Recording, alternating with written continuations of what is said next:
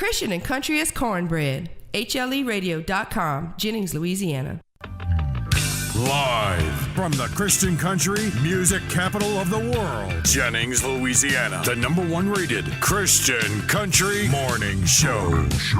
Unscripted segments hosted by a guy pretending to be a DJ who is the most professional at being unprofessional. Hunter Logan. Good morning. It is the morning show. It is Friday. Oh man, do we have a packed morning show for you. I'll tell you all about it when we come back. Got special guests in the studio. We'll hear all about it. Sometimes I dream I'm falling down, spinning circles round and round, wondering if I'm gonna hit the ground. Sometimes I'm high, sometimes I'm low, sometimes I don't really know. It feels like I've been thrown in the lost and found. But even when I look around and think I've lost my way, there's a hope inside of me that gets me through the day. He gets me through the day. There is a hope living in me, stronger than the darkest night, of hope living in me, saying it will be alright. Even when I feel afraid and think I've lost my way, Jesus is a hope living in me, living in me, yeah, living in me, living in me.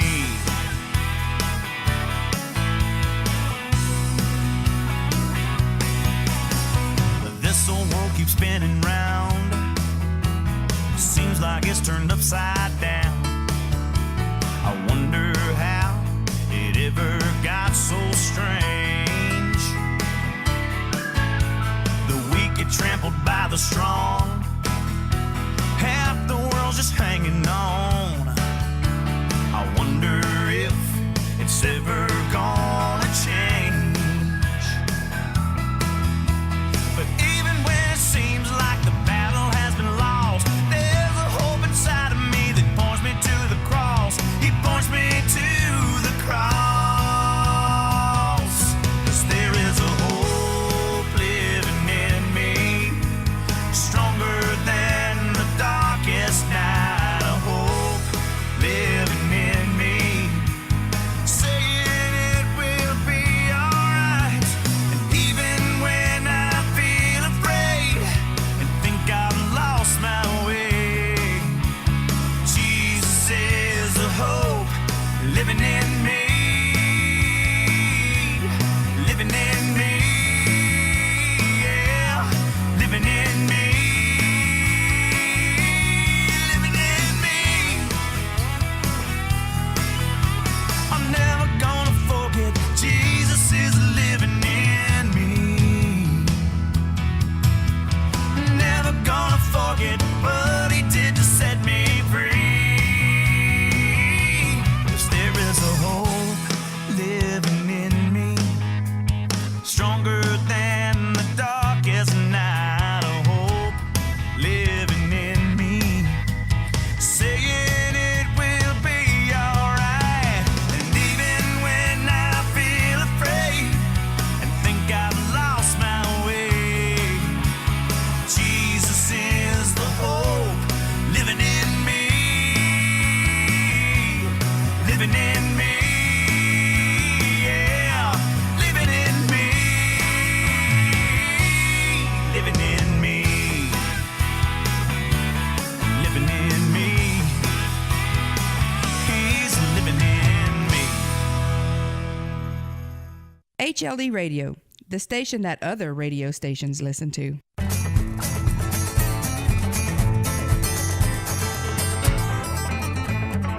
Jesus is the bread of life. Without him, you're toast. Hallelujah, y'all. I found the Holy Ghost to be almost saved. finish your loss. Sins are expensive and Jesus paid the cost. These church signs that light up these roads that I roam, they're leading me closer, they're calling me home. The further I get, the further I go. The sinner's day gospel is saving my soul. The sinner's day gospel is saving my soul. If you can't stand the heat, turn the air conditioner up. Drink some holy water from a Dixie cup. If you're running on empty, fill up on faith. Even though Moses was a basket case, these church signs, they light up these roads that I roam. They're leading me closer, they're calling me home. The further I get, the further I go. The sinner's day gospel is saving my soul. The sinner's day gospel is saving my soul.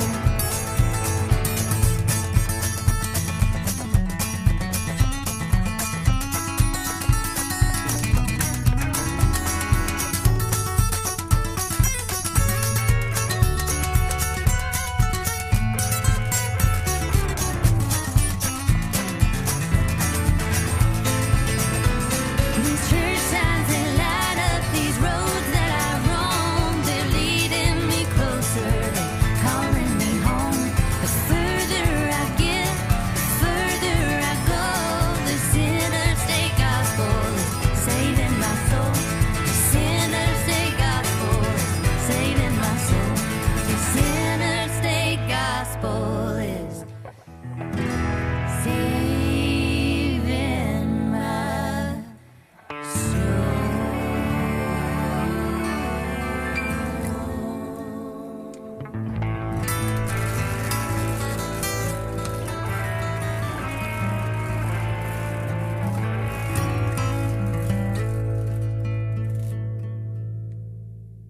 Well, this is Brother Barney. Hello, boys and girls.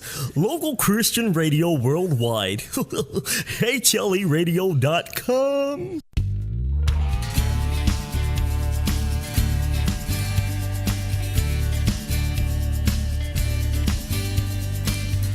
I don't always get it right. I've been known to make mistakes. Good as my heart wants me to be, I can't say I'm never straight. Lord knows I'm not the best, but I do the best I can.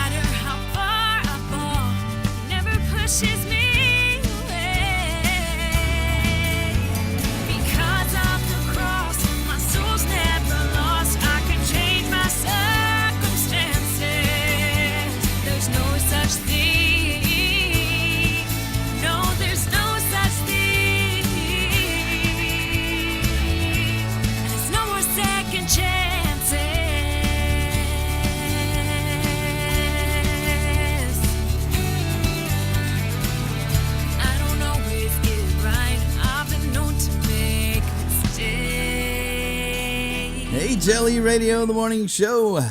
With my special guest this morning, Shelly Wilson and Jan Thompson, better known as, I'm not going to say it this morning, although I could.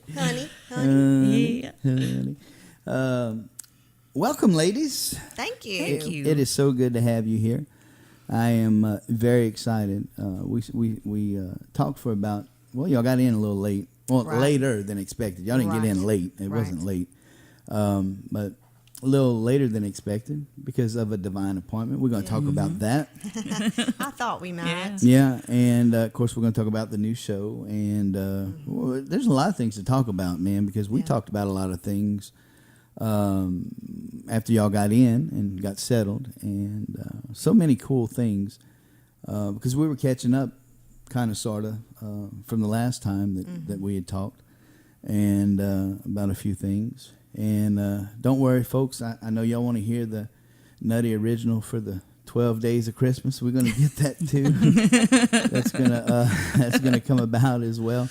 But I do want to say good morning to Nell. She called in yesterday and left a message, and I did get to hear the message, although I wasn't in when she called. And she called just to say hello and wish a Merry Christmas. And she's on Twitter, HLE Twitter Nation. And Nell, thank you so much. That was very sweet of you. And I appreciate that very much. I do want you to know I did get the message, and that is wonderful. So, and Pastor Aaron, man, he wants to say good morning and shout out to Jennings, Jeff Davis Parish, Louisiana, and also Pastor Aaron Ull and Line of Judah Mennonite Church, located deep in the heart of Texas. So, I love doing shout outs, man. Shout outs are cool for me. So I think we got all of that for now, and I think we'll be good with that. So let's. You want to talk about the divine appointment first? Sure. Let's before we go any further, let's do that, man, because you never go through Shreveport. I always go through Shreveport. Right, I never do. Very seldom do I go the back way. I call it the back way. It's not the back way, but for me, it's the back way. And because that's through all the little towns. Right. Mm-hmm. And for me, it's a lot faster to go up 49 and then catch 20 and head on in. So, but you always go. I always go the back way. The back way. So, but this time you decided to go to Shreveport. Right. Just, you said. Yeah. Did you pick up Jan on the way or something, or Jan pick you up? Or? No, she came to the house and we left. I think my comment was, it was raining. Yeah. And my comment was, we have better roads. Yes. That was it. To take the interstate. And so that was, but you're right. I never, ever go through Shreveport. Yeah. So, so it was because of the rain. Yeah. Yeah. Okay, cool. Circumstance. Yeah. So headed to Shreveport and said, "Oh, we got to stop now." Yeah. But y'all stopped because y'all was just time. I just wanted a drink. Just wanted a drink. Yeah, I just wanted a drink. We were looking, and I wanted a McDonald's, and we missed two turnoffs. We missed two turnoffs, Wow. and I kept thinking, why isn't the signage better? Right. You know, why I can't believe, because you don't typically miss a McDonald's. Right. You know what I mean? They're just about on every Yeah. exit. Absolutely, and the signs prepare you miles ahead. Right, But right. we've totally missed two Yeah. until Shreveport. And we've been talking about that one, and like I said, I think that's before we have to turn on to come down 49, go to Alexandria. And Right, so right. I think that's it. And God then was just watching our conversation, chuckling. And so it was, okay, yeah, there it is. I said, okay, yeah, there it is. So we pulled off and pulled in. So that's where we ended up. And so You want me to share? yeah, absolutely. Okay. That's Well, it's a pretty quick story because that's fine. we walked in McDonald's, and I will not forget it. It kind of, you know, when God does something, it brands you. It, you know, this lady's eyes pierced my heart. And as soon as we walked in the door, she greeted us, but she was sitting down. And I immediately saw sadness. And as soon as I said, "Hi, how are you?" we went into the restroom. And I was already, we had not even talked about it, but I said in my heart, I said, "Lord, I know that's an assignment. Yep. And what do you want to do?" And so when I came back out, Jan had already was up at the counter. So we still hadn't talked about it, and you were already thinking it. I already knew when I walked in and saw her. I said, "Oh, that's a Shelly person." I said, "So I knew it was gonna. I knew it. You just knew it was gonna happen? Yeah, I knew it was gonna happen." And I just tapped her on the shoulder, and I said, "Ma'am, what's your name?" I said, "I'm not from here, but the Lord has got you on His mind today." Wow. And like you're on His heart. We're just passing through, but He sent us here for you. And she immediately started crying. That's Big how you know. crocodile tears. I thought I was going to lose it. Wow. Yeah. And her mother had just died 2 weeks ago. She had been evicted from her home and had moved in with her brother. And I was having trouble understanding her a little bit because she was crying. Yeah. Yeah. And they didn't have any food in the house. But she was an employee at McDonald's. She had just started that job, but the paycheck had not yet made the cycle. Right. So she was waiting. She had no vehicle. So the people there would pick her up for work and bring her home. They were very nice people working with her. Right. And so I just began to talk to her and ask her about the food situation and do you need me to purchase some food to send home? And she just very quietly said, or could you take me to the grocery store? And I went. I said, let me go talk to my friend and see what we can do. Yeah. And I already knew that this was going to be a detour. Yeah. A God detour. And I said, Jan, here's the situation. We need to take her and get her groceries. And Jan was just like, okay, let's do it. I was like, that's what I'm talking about. I don't have to explain it. Right, you know what I right, mean? right, That's when right. you're everybody's ready on your team. Yeah. And so here we are, strangers to this woman. Right. And she went and said, these ladies are going to take me home. I went up to the counter and I said to the lady, I said, I know we're strangers, but God has sent us to her and we're going to go get her groceries and we're going to take her home. Yeah. And at that point, there were some people at the counter and the man said, I like what you just said, that the Lord sent you. You don't hear that much anymore. Ain't that the truth? Yeah. You know? Yeah, absolutely. And the woman working the register said, can I give you a hug? Oh, wow. And I just said to her, when we were taking the lady out, I said, I need you to take really good care of this woman when we leave because she's grieving. Yeah. And grief is a long process. Yeah. Be patient, Right. And man, they were so kind. And we went and took her to Walmart across the street. God put us at a McDonald's across the street from Walmart. Right there. Right. And I said, go get what you need. And she came back with very little in her basket. And I sent her back and I said, no, we're going to get you enough groceries to make it a while. And which I'm going to cry now. Yeah. So, Jan and I went to the gift cards, and she didn't have any money for Christmas for her kids. Wow. So I said, while she's getting groceries, we're going to buy gift cards for those kids. Yeah. She can go buy her own Christmas for them. Yeah. And we didn't tell her we had done that. Right. And you know what, Hunter? When God calls you, you just do the thing. Right. Right. And I'm talking to her about the Lord the whole time we're in the car. Do you know Jesus? Right. Loving on her and asking her about her mom. And so we take her home, and she wants to introduce all her kids. House full. It's, I'm talking, she's raising grandbabies. She's raising God babies, godchildren. She's, the load on her shoulders, I could clearly see. Yeah. Teenagers. In her heart, she had such a tender, my goodness, giving spirit. She had a loving spirit. Fell in love with her, and she just hugged us. And I was just like, I said to her, I said, he could have picked anybody else in this big city of Shreveport, but he chose you. That's right. Chose you. I said, so I have to believe God has a way out for you, or he wouldn't have done all of this. Right. So she had already applied for housing and food stamps and some things, which Jan, thankful knew about to ask. So yeah, dude, we were 3 hours late. Yeah. Hey, You know, great though. But I mean, especially at this time of the year. I mean, any time of the year yeah, for this is great. But hard for people. yeah, it really is. But you rarely hear of these types of things happening anymore. Yeah, And if it is done, and I almost hate to say it this way, but if it is done, it's done as a public display right. Yeah. to say, look, instead of a heart display of God sent me to do this.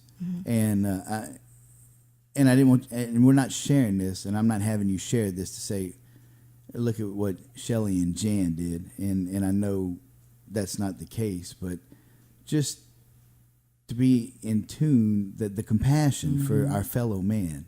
Yes. There's such a God thing, and I say this all the time, and this is a great example of losing. A lot of times when we just continue to compare, we lose compassion. Oh yeah. Yeah. And Jesus was moved by compassion. Absolutely. That's what caused him. He wept. Yes. He was moved by compassion. And thank goodness that you weren't too busy and too worried about getting down here to HLE Radio to miss that opportunity. Yeah. Yeah. Because you could easily say, oh, shoot, man, if we take this time here, I already told Hunter and his wife I was going to take them out to eat, and if we stop and do this, if I do this, exactly. Yep. shoot, it's going to be too late. I'm not going to be able to take them out to eat, and I already told them I was going to take them out to eat. And you could have easily did that and bypassed that. Oh, and I was telling Jan, the enemy came pretty quick.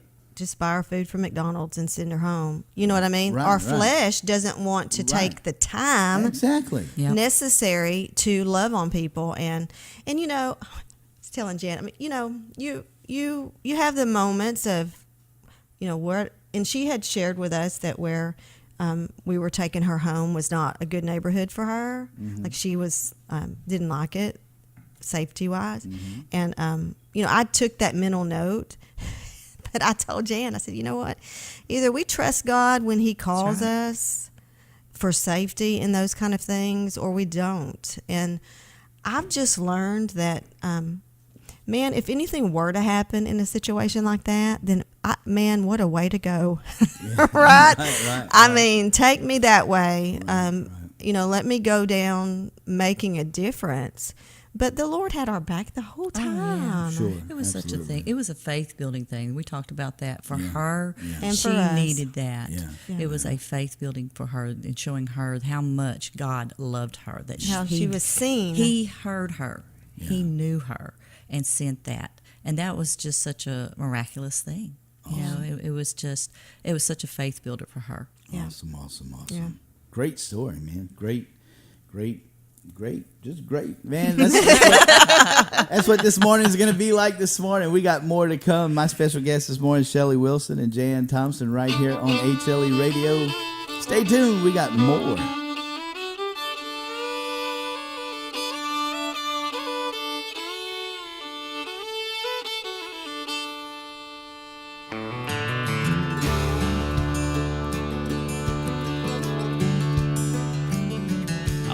Live with no excuses, love with no regrets. Take the bad with the good. No, I did my best. Walking in the sunshine, dancing in the rain. From the rocking of the cradle to the rolling of that long black limousine. From rock-a-bye, sweet baby, till I hear the angels sing. From mama's tender kisses till I board that glory train. I wanna love the life I'm living and live the life I dream. From the rocking of the cradle to the rolling of that long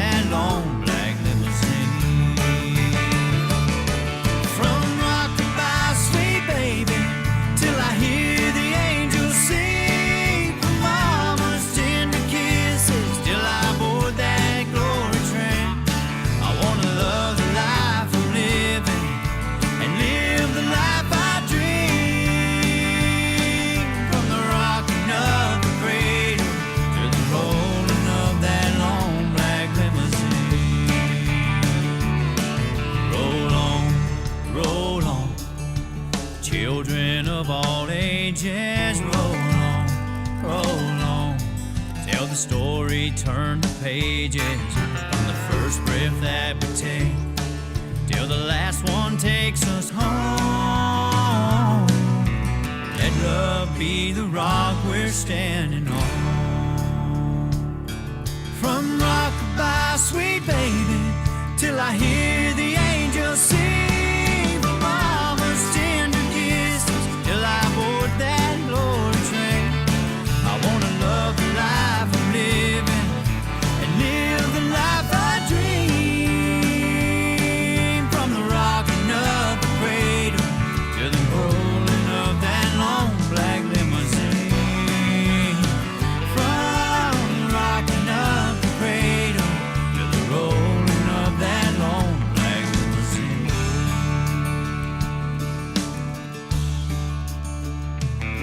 I want to live with no excuses and love with no regrets.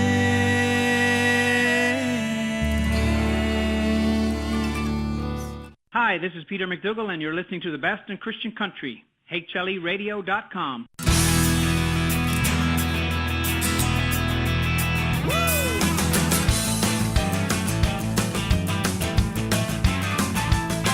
When all the trials in life are over and my time on earth is done, well, I got something in mind for this life of mine. When it's time for me to go to be with the sun. A while ago I made my reservation, said hold my road, I'm coming home. When my life here is over, I'm on the other shore. I'm gonna walk right up out to see my Lord. I'm gonna walk and see my Savior, lay my crown right at His feet. When my life here is over, I'm on the other shore. Me and Jesus are going walking on the beach. A while ago I made my reservation, said hold my road, I'm coming home. When my life here is over, I'm on the other shore. I'm gonna walk right up and see my Lord. So please don't cry no tears for me. There's a place beyond the sun. By faith we'll receive if we'd only believe what the Father wants to give to His sons. A while ago I made my reservation, said hold my road, I'm coming home. When my life here is over, I'm on the other shore. I'm gonna walk right up and see my Lord. I'm gonna walk and see my Savior, lay my crown right at His feet. When my life here is over, I'm on the other shore. Me and Jesus are going walking on the beach. A while ago I made my reservation, said hold my road, I'm coming home. When my life here is over, I'm on the other shore. I'm gonna walk right up and see my Lord. I'm gonna walk and see my Savior, lay my crown right at His feet. When my life here is over, I'm on the other shore. Me and Jesus are going walking on the beach. Well, a while ago I made my reservation, said hold my road, I'm coming home. When my life here is over, I'm on the other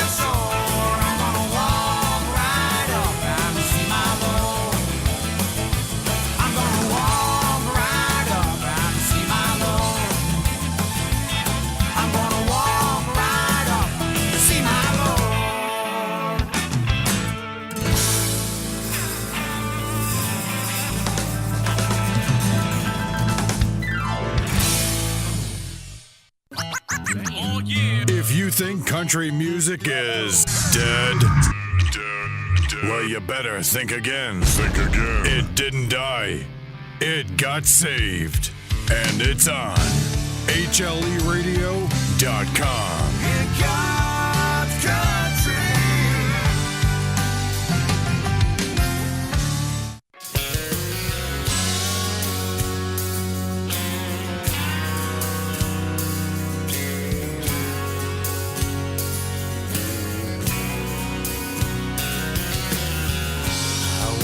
Sinful, strong-willed kind of man. My way or the highway, no thought of a greater plan. Till I felt him reaching out, then I hit my knees in prayer. And up stood a new man, right then and there. Now this is me, never looking back, never gonna be the same. I believe yesterdays are washed away. Forget about the man I was. Right now who you see is the man God knew that I could be. This is me. This is me. I do more forgiving and less judging every day. Live my life on the outside of the guilt and the shame. I've let go and let love in. Now I'm carrying this smile. I'm praying those who know me find me hard to recognize. This is me, never looking back, never gonna be the same. I believe all of my yesterdays are washed away. About the man I was. Right now who you see is the man God knew that I could be. This is me. This is me.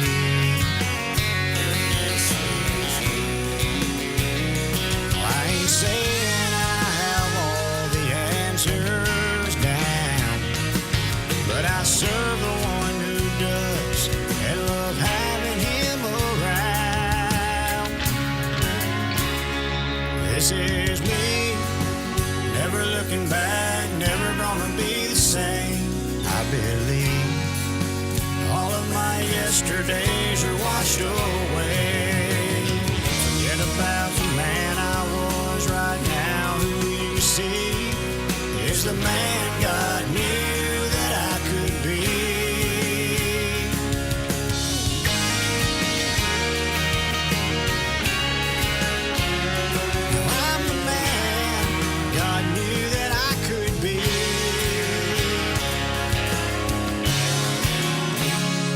This is me.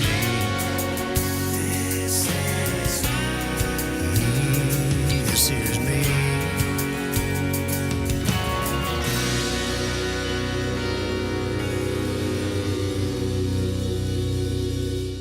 This is Angelique in Hong Kong, wishing all the HLE Radio family a Merry Christmas. Maligayang Pasko po sa ating lahat at manigong bagong taon. Good morning, it's the morning show with Hunter Logan. On the first day of Christmas, the Kingpin gave to me the morning show on HLE. On the second day of Christmas, the Kingpin gave to me 2 clowns are listening to the morning show on HLE. On the third day of Christmas, the Kingpin gave to me 3 cups of community coffee, 2 clowns are listening, and the morning show on HLE. On the 4th day of Christmas, the Kingpin gave to me 4 family reunions, 3 cups of community coffee, 2 clowns are listening to the morning show on HLE. On the 5th day of Christmas, the Kingpin gave to me Michael Lee. I'm Michael Lee, and I approve this message. 4 family reunions, 3 cups of community coffee, 2 clowns are listening to the morning show on HLE. On the 6th day of Christmas, the Kingpin gave to me 6 years broadcasting Michael Lee. I'm Michael Lee, and I approve this message. 4 family reunions, 3 cups of community coffee, 2 clowns listening to the morning show on HLE. On the 7th day of Christmas, the Kingpin gave to me 7 days of cruising, 6 years broadcasting Michael Lee. I'm Michael Lee, and I approve 4 this family message. reunions, 3 cups of community coffee, 2 clowns are listening to the morning show on HLE. On the 8th day of Christmas, the Kingpin gave to me 8 weeks at number 1 for Brent Harrison, 7 days of cruising, 6 years broadcasting Michael Lee. I'm Michael Lee, and I approve 4 this family message. reunions, 3 cups of community coffee, 2 clowns listening to the morning show on HLE.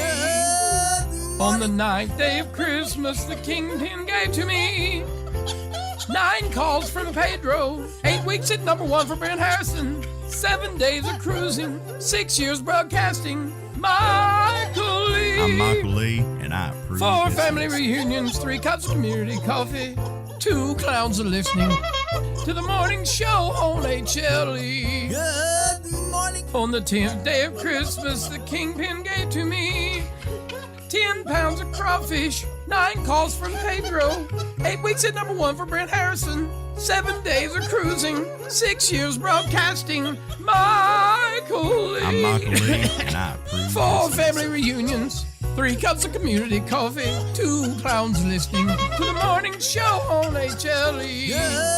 Good morning. On the 11th day of Christmas, the Kingpin gave to me 11 games of bulldog football, 10 pounds of crawfish, 9 calls from Pedro, 8 weeks at number 1 for Brent Harrison, 7 days of cruising, 6 years broadcasting Michael I'm Michael Lee, Lee. and I 4 approve family this reunions, 3 cups of community coffee, 2 clowns listening to the morning show on HLE.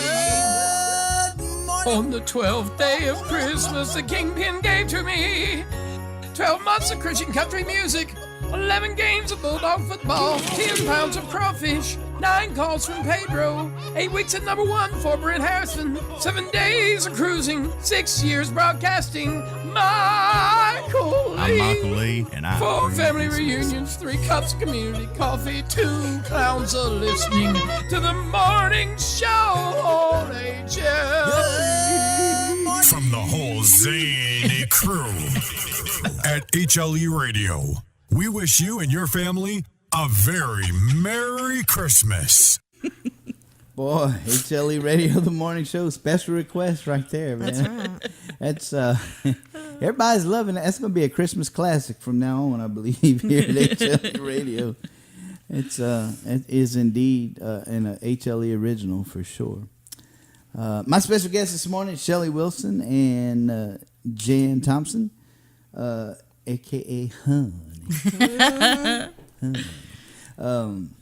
Now, the show Deep Waters, we're going to talk about that. But before we get to that, man, I still want to talk more about, because we got time. And and even if we go over time, that's fine with me too. But we got, you have a lot of other ministries. So I kind of want to get a background almost leading up to this for folks who don't know. And I mean, they know you're an artist because we play plenty of your music here. But you have a magazine as well, and DQK, right? Yes. Right. Drama Queens for the King. Drama Queens for the King. And that is still very much active. Yes. As well. Yes. And now that goes out in print as well as digital still? Right. Twice a year. Twice a year. Twice a year. In print. So our next one will print in April. Okay, in April.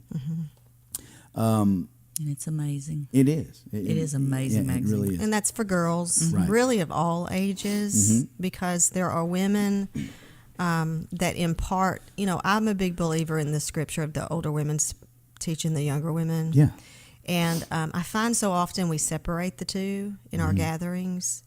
And I remember being young and wanting to hear stories. You know, I mean, as we grow older, we have more experience. The stories that we were just sharing this morning. Right. You know, I want to inspire the girls that they don't have to wait till they're my age. They can be world changers at their age. Yeah. You know? And so the magazine is really driven to not just encourage them in Christ, because it will lead a believer, an unbeliever to Jesus too. There's always the gospel message in the back. However, it's to teach them how to be the hands and feet of Jesus. So that magazine has different things about how do I love my neighbors? How do I take care of people around me? Right. Because, you know, I think we keep missing that point, Hunter. You know, I think we're kind of becoming the generation that is always learning, but never coming to the knowledge of Christ. Right? And so we feed ourselves till we're fat. We go to every, and I love a good Bible study, right? I mean, I'm a Bible girl. Right. But there's a time when you have to apply it. And it's, you know, just like the story of sharing, you know, I'm always faced when God takes my eyes and looks through them at some heart, and it's my moment of decision. Do I just preach it or do I live it? Right. And so it's that transition in that magazine to encourage girls. We have coloring pages for young girls, but women also are encouraged by the magazine too. Right. And the stories in the magazine deal with yeah, well, this last issue was really focused on purpose. Okay. Because I'm a big believer that purpose changes things. Okay. You know, I find often people are satisfied with their salvation or their security of heaven, which is wonderful, but you were saved for a purpose. Exactly. And it doesn't stop there. It doesn't stop. That's just the beginning. And so what I see often is many people are in despair because, quite frankly, they're not doing what God has created them to do. Yes. Right. And so that magazine, you know, the word says stir up the gift in one another. And we were talking about that. That's not necessarily talent and skill. That's the Spirit of God. Stir up the Spirit. So we're trying to stir up the Spirit in them. And if they don't know Jesus, walk them to His throne, where they will be excited to know Him. You know, that's good stuff right there. So how can folks or how can young ladies or ladies get the magazine or get subscribed to it, or how can they do that? It's not a subscription, so it's just purchase one off. So twice a year. Okay. ShellyWilsonMinistries.org. Okay. And the vision really is we believe God is going to raise up neighborhood clubs for girls. Oh, wow. We believe that women are praying for ministries, but they don't know what to do. Right. And maybe they're not confident in walking with Jesus in that way yet. And the magazine is a tool for them. Yeah. Okay. Cool. So it helps them. It gives them stories. It gives them activities. It gives them Bible lessons, you know. So we are very much looking for those women who feel called to mentor girls around them. Man, that's beautiful. One of the things, there's so many things we could talk about, because I mean, there's just we're spaghetti connected almost, you know. Yep. We really are. Just from the way that, you know, I found your music to how far we go back with everything. But you've had so many different seasons that you've been through with everything. And some of those I kind of want to talk about, if it's all right with you. Oh, yeah, sure. Yeah, you know, I'm kind of an open book. Yes. So one of the things that that really touched me where you were at when you came through here with Missy Zivney. And I can't remember, it was the Refuge of Light. Refuge of Light. I couldn't remember what the last part was. And you were there for a while with that, and then, but you're kind of out of that now. Not that you're completely out of it. Exactly. I'm just not there every week like I was. Every week. I mean, you're still involved with that. Still a supporter of theirs. Right. Yeah. And that is a ministry that I just. And that touches. I mean, that's one that just is not for me, is not brought up enough, you know. Yes. Right. And it's very real. Mm-hmm. And I just, when I hear about that, man, it's just, you know, we had CADA in here just not too long ago, and they deal with the same exact stuff that they do. Yeah. And they're able to get, I didn't know this here, but our local chapters is even able to get young ladies across state line if they're in trouble. They can get them across state lines here. Right. And stuff. So are they still doing okay? Oh, absolutely. Matter of fact, they've transitioned into a different type of license that will benefit the girls. Really? Yeah. Because, you know, the struggle is financial. Right. Right? I mean, you know, you're dealing with girls with complex trauma, and Jan could speak to this better than me because she's a counselor. But, you know, and so much red tape, it almost makes it almost impossible if it weren't for the Lord to help girls. They deal with minors, so it's minor child sex trafficking. Okay. And so those kids are sent to them through the system. Yeah. You know, through certain areas. But they also work with girls from a local emergency shelter. Okay. So that's on a weekly basis. So, Jan, are you a counselor with Refuge too, or just No, I'm a licensed professional counselor and I deal got with you. that issue. Okay, yeah, she's here. Yeah, I'll go ahead, take time to hug. It's no big deal. We're hugging our girl. Yeah. Well, I tell you what, we'll take a break and come back so we can all say hello and everything. My special guest this morning is Shelly Wilson and Jan Thompson. We'll be right back.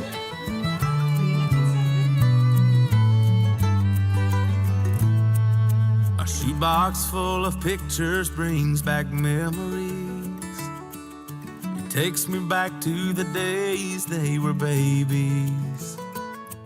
From learning how to walk, how to throw a ball, to Daddy, can you come and play with me outside? Can I go hunting with you again on Saturday?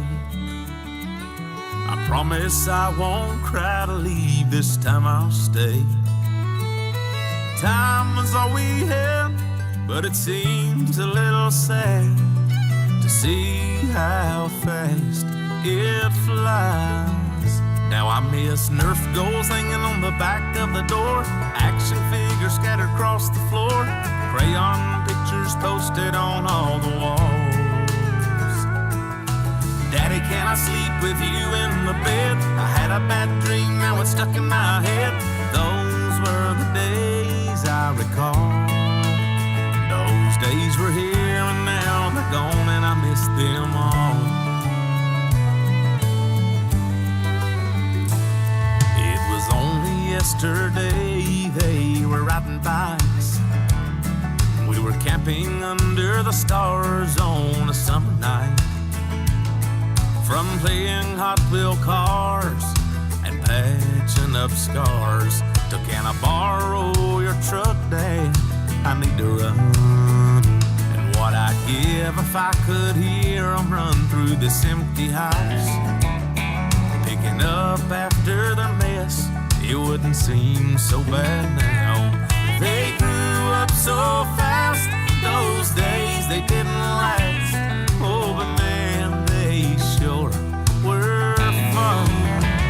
Now I miss Nerf goals hanging on the back of the door, Lego blocks scattered across the floor, baseball posters hanging on all the walls.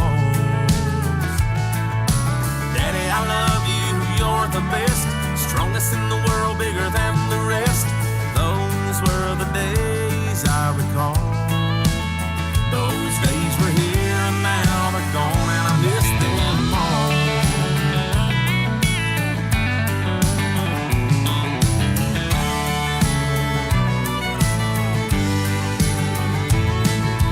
They grew up, they moved on. It seems so short, just like a good song. I miss the good days, I miss the bad. They were all the best I've ever had. But a daddy's love never fades. I'm thankful for the memories we made.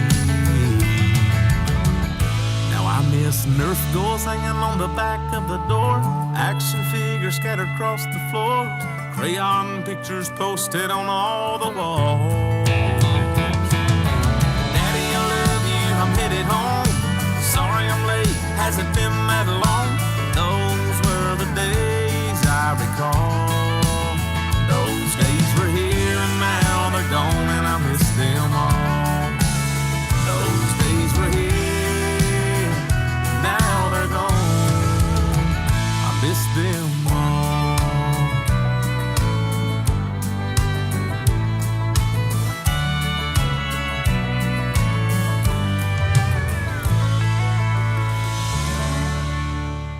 You're listening to HLERadio.com. Often imitated, never duplicated.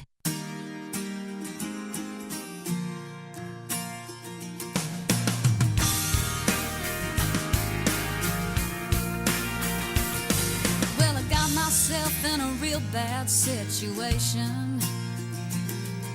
I'm so far in, I can't find my way out. Seems I've gone from bad to worse to desperation. And I prayed as hard as I can pray. I know help is on the way, but I'm in a dive and falling fast. Is it too much to ask? Please be something with wings. Guardian angel, come to rescue me.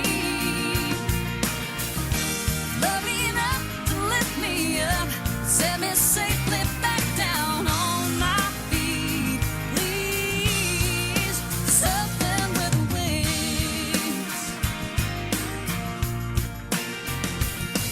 I'm face to face with some messy consequences from all the bad decisions that I've made. Some folks say there ain't no second chances. I've never lost my faith in your mysterious ways. I know you'll help me out, but it sure is a long way down. Please be something with wings. Guardian angel, come to rescue me. Love me enough to lift me up, set me safely back down on my feet. Please, something with wings.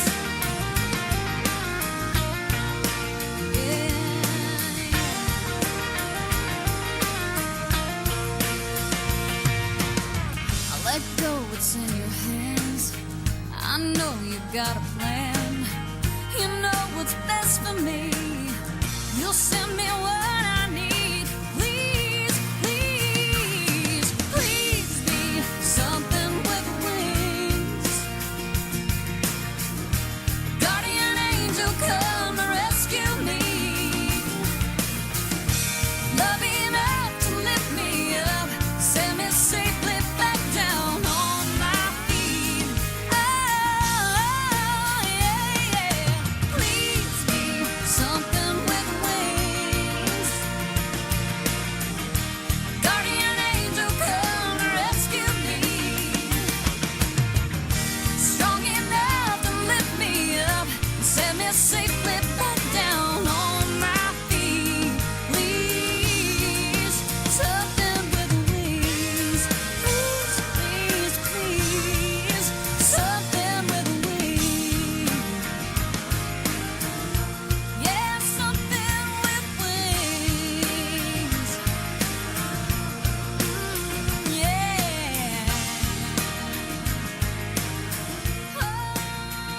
HLE Radio, the morning show. It is time for the Christian Country Concert Calendar, brought to you today by Community Coffee, the rich, smooth, bold taste of that rich Louisiana flavor. Always a cup of Louisiana hospitality.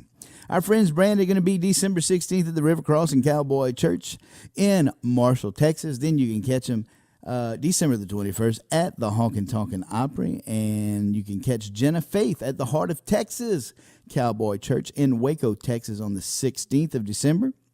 And then December 23rd at Barksdale Baptist Church in Barksdale, Texas. And our brother Roger Barkley Jr., December the 23rd, he will be for 2 services at the Leestown Gospel Church in Frankfort, Kentucky for the Christmas service. And that's 11 a.m. and 6 p.m. And then the 31st, he'll be at Leestown Gospel Church in Frankfort, Kentucky for the Watch Night service right there.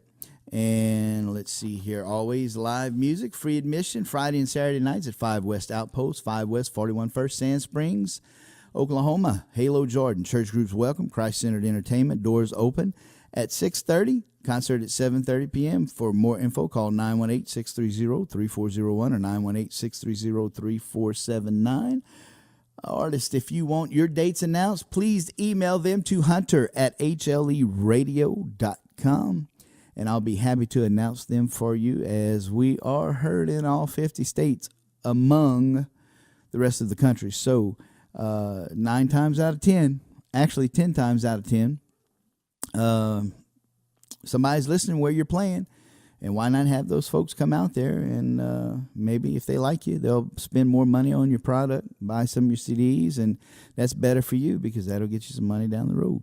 That is your Christian Country Concert, brought to you today by Community Coffee. Check them out at communitycoffee.com. Make sure you get something for yourself and maybe some stocking stuffers for some of your friends and family there. And if you haven't tried Community Coffee, try some because you're probably going to get hooked.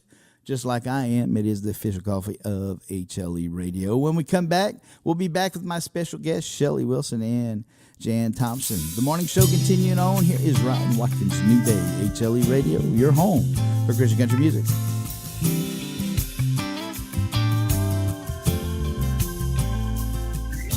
Acted like I didn't hear you, like I never heard you call my name.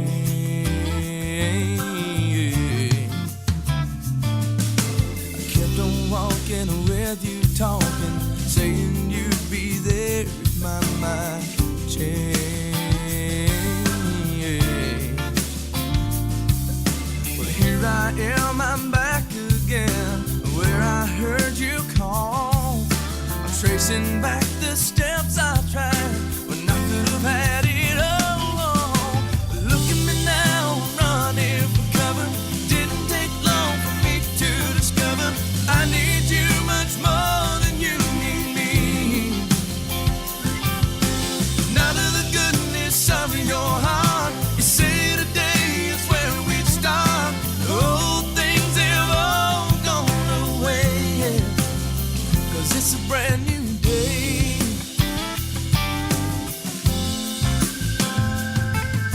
Living life in the fast lane, I thought that you would only slow me down.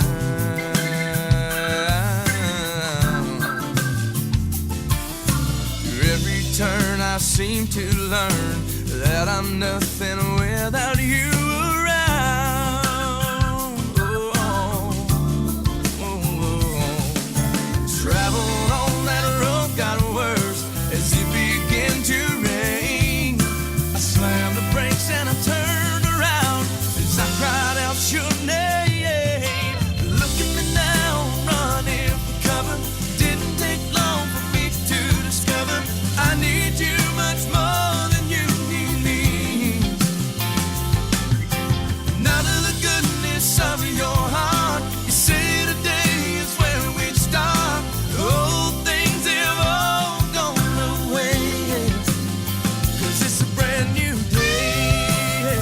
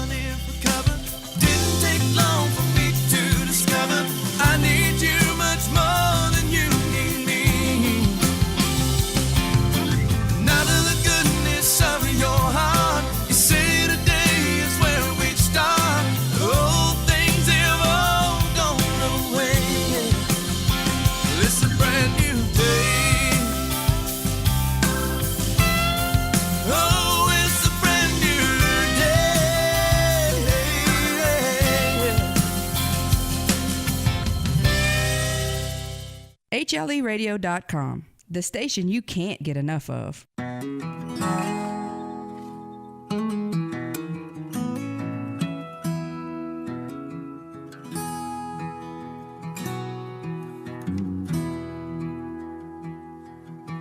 At the pond behind the double wide is where my daddy raised me up.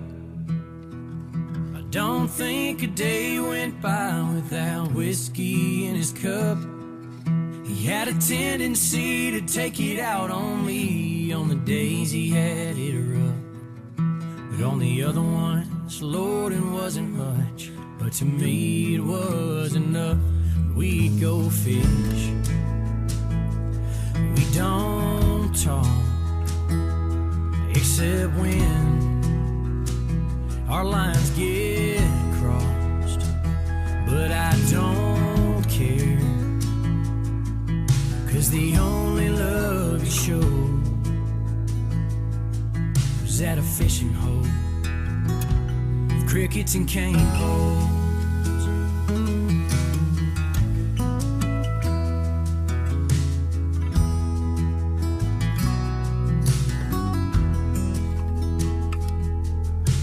Standing in a church house where I've never been before. He never mustered up the courage to ever walk me through those doors. Now I'm standing in a pulpit reading my dad's eulogy. Well, it's a shame there ain't much good to say except the times it meant most to me when we go fish. We don't talk except when our lines got crossed, but I don't care, 'cause the only love you showed was at a fishing hole with crickets and cane poles.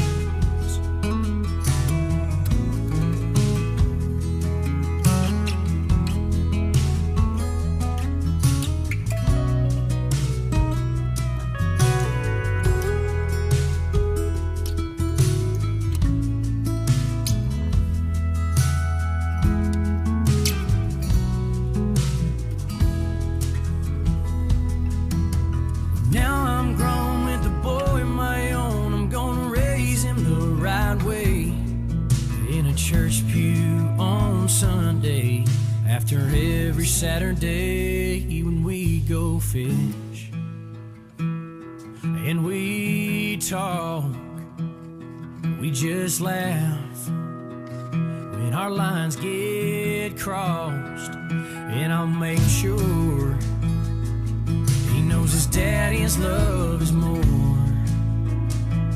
than just a fishing hole with crickets and cane poles. More than just a fishing hole with crickets and cane poles.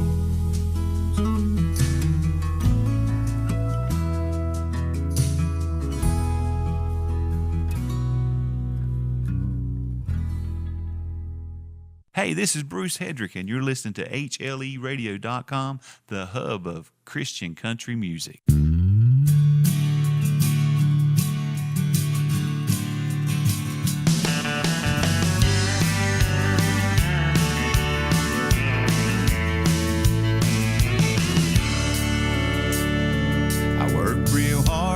Wasn't in the mood for that boss man's attitude. He don't know how close he came. I didn't want to turn my cheek today. Say a little prayer to the man upstairs. Say a little prayer to the man who cares. Say a little prayer in your despair. You can say a little prayer. Say a little prayer. One party says this, one party says that. One's a little right and one's a little left. I just think at the end of the day we should all join hands and pray, pray, pray. Say a little prayer to the man upstairs. Say a little prayer to the man who cares. Say a little prayer in your despair. You can say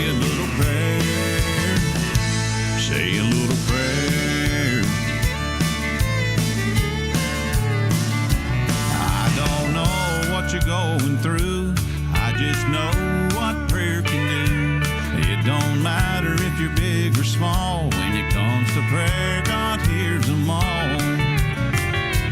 Say a little prayer to the man upstairs. Say a little prayer to the man who cares. Say a little prayer in your despair. You can say a little prayer. Say a little prayer. Me and my wife and my kids too. End of the day, this is what we do. We say a little prayer to the man upstairs. Say a little prayer to the man who cares.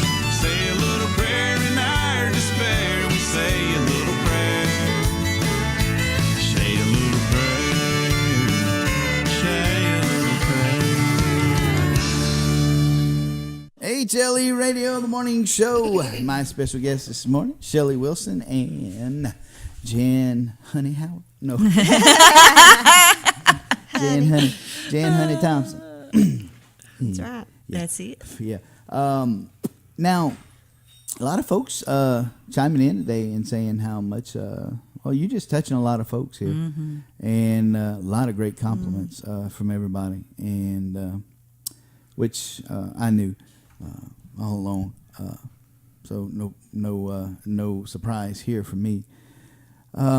Let's talk a little bit about. Now you've had some shows here before, a couple of shows. I think you had 2 here so far, right? Didn't you? Where we did the live. The live. I was your first one, remember? Because you were trying to get that going. Yeah. Well, The night with. You were the first one to do track. Evening show. with. The yeah. evening with. You were the Yeah. first one we did that with. Right. But I'm talking. You had a show. We actually had a show. Oh, like we're radio doing. show. Yes, You had a this will be radio the show. third one. This will be the third one, but Yeah. the first one was DQK. DQK. Yep. The second one was From My Closet to Yours. From My Closet to Yours. Uh-huh. And now Deep Waters, which is the one we're gonna talk about. But this one is really different. Yeah. Than the first 2. Yeah. And this has come about differently than the first 2. Yes. And that's really what I wanted to. Was really what I wanted to get into, and that's why I had you come. Because this is more of a faith.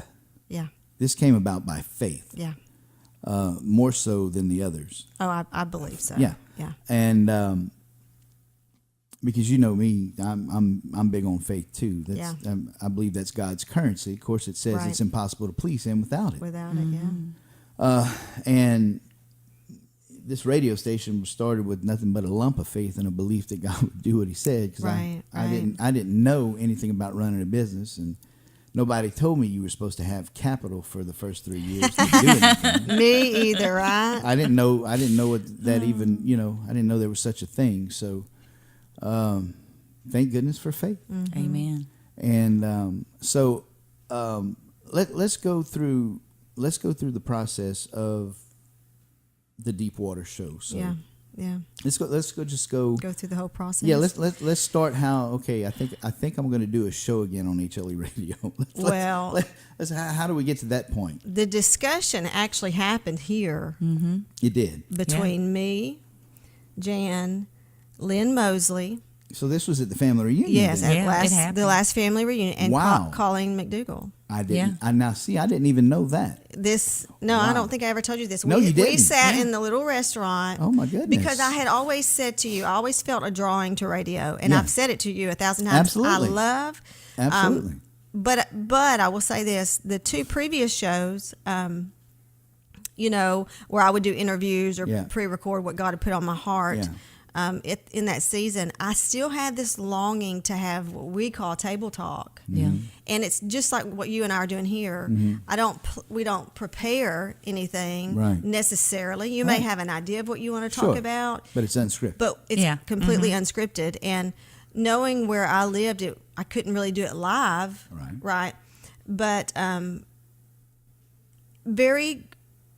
don't even remember how long from between that reunion and when I mentioned to you if you had any airtime available.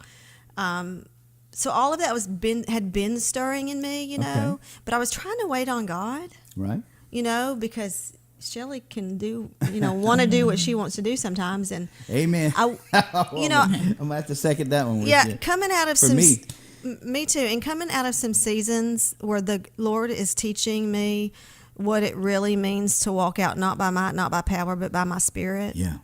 And recognizing in myself that in some past seasons, I rushed some things or went ahead of God, or and not that He doesn't honor that, because I think He honors the heart. Right.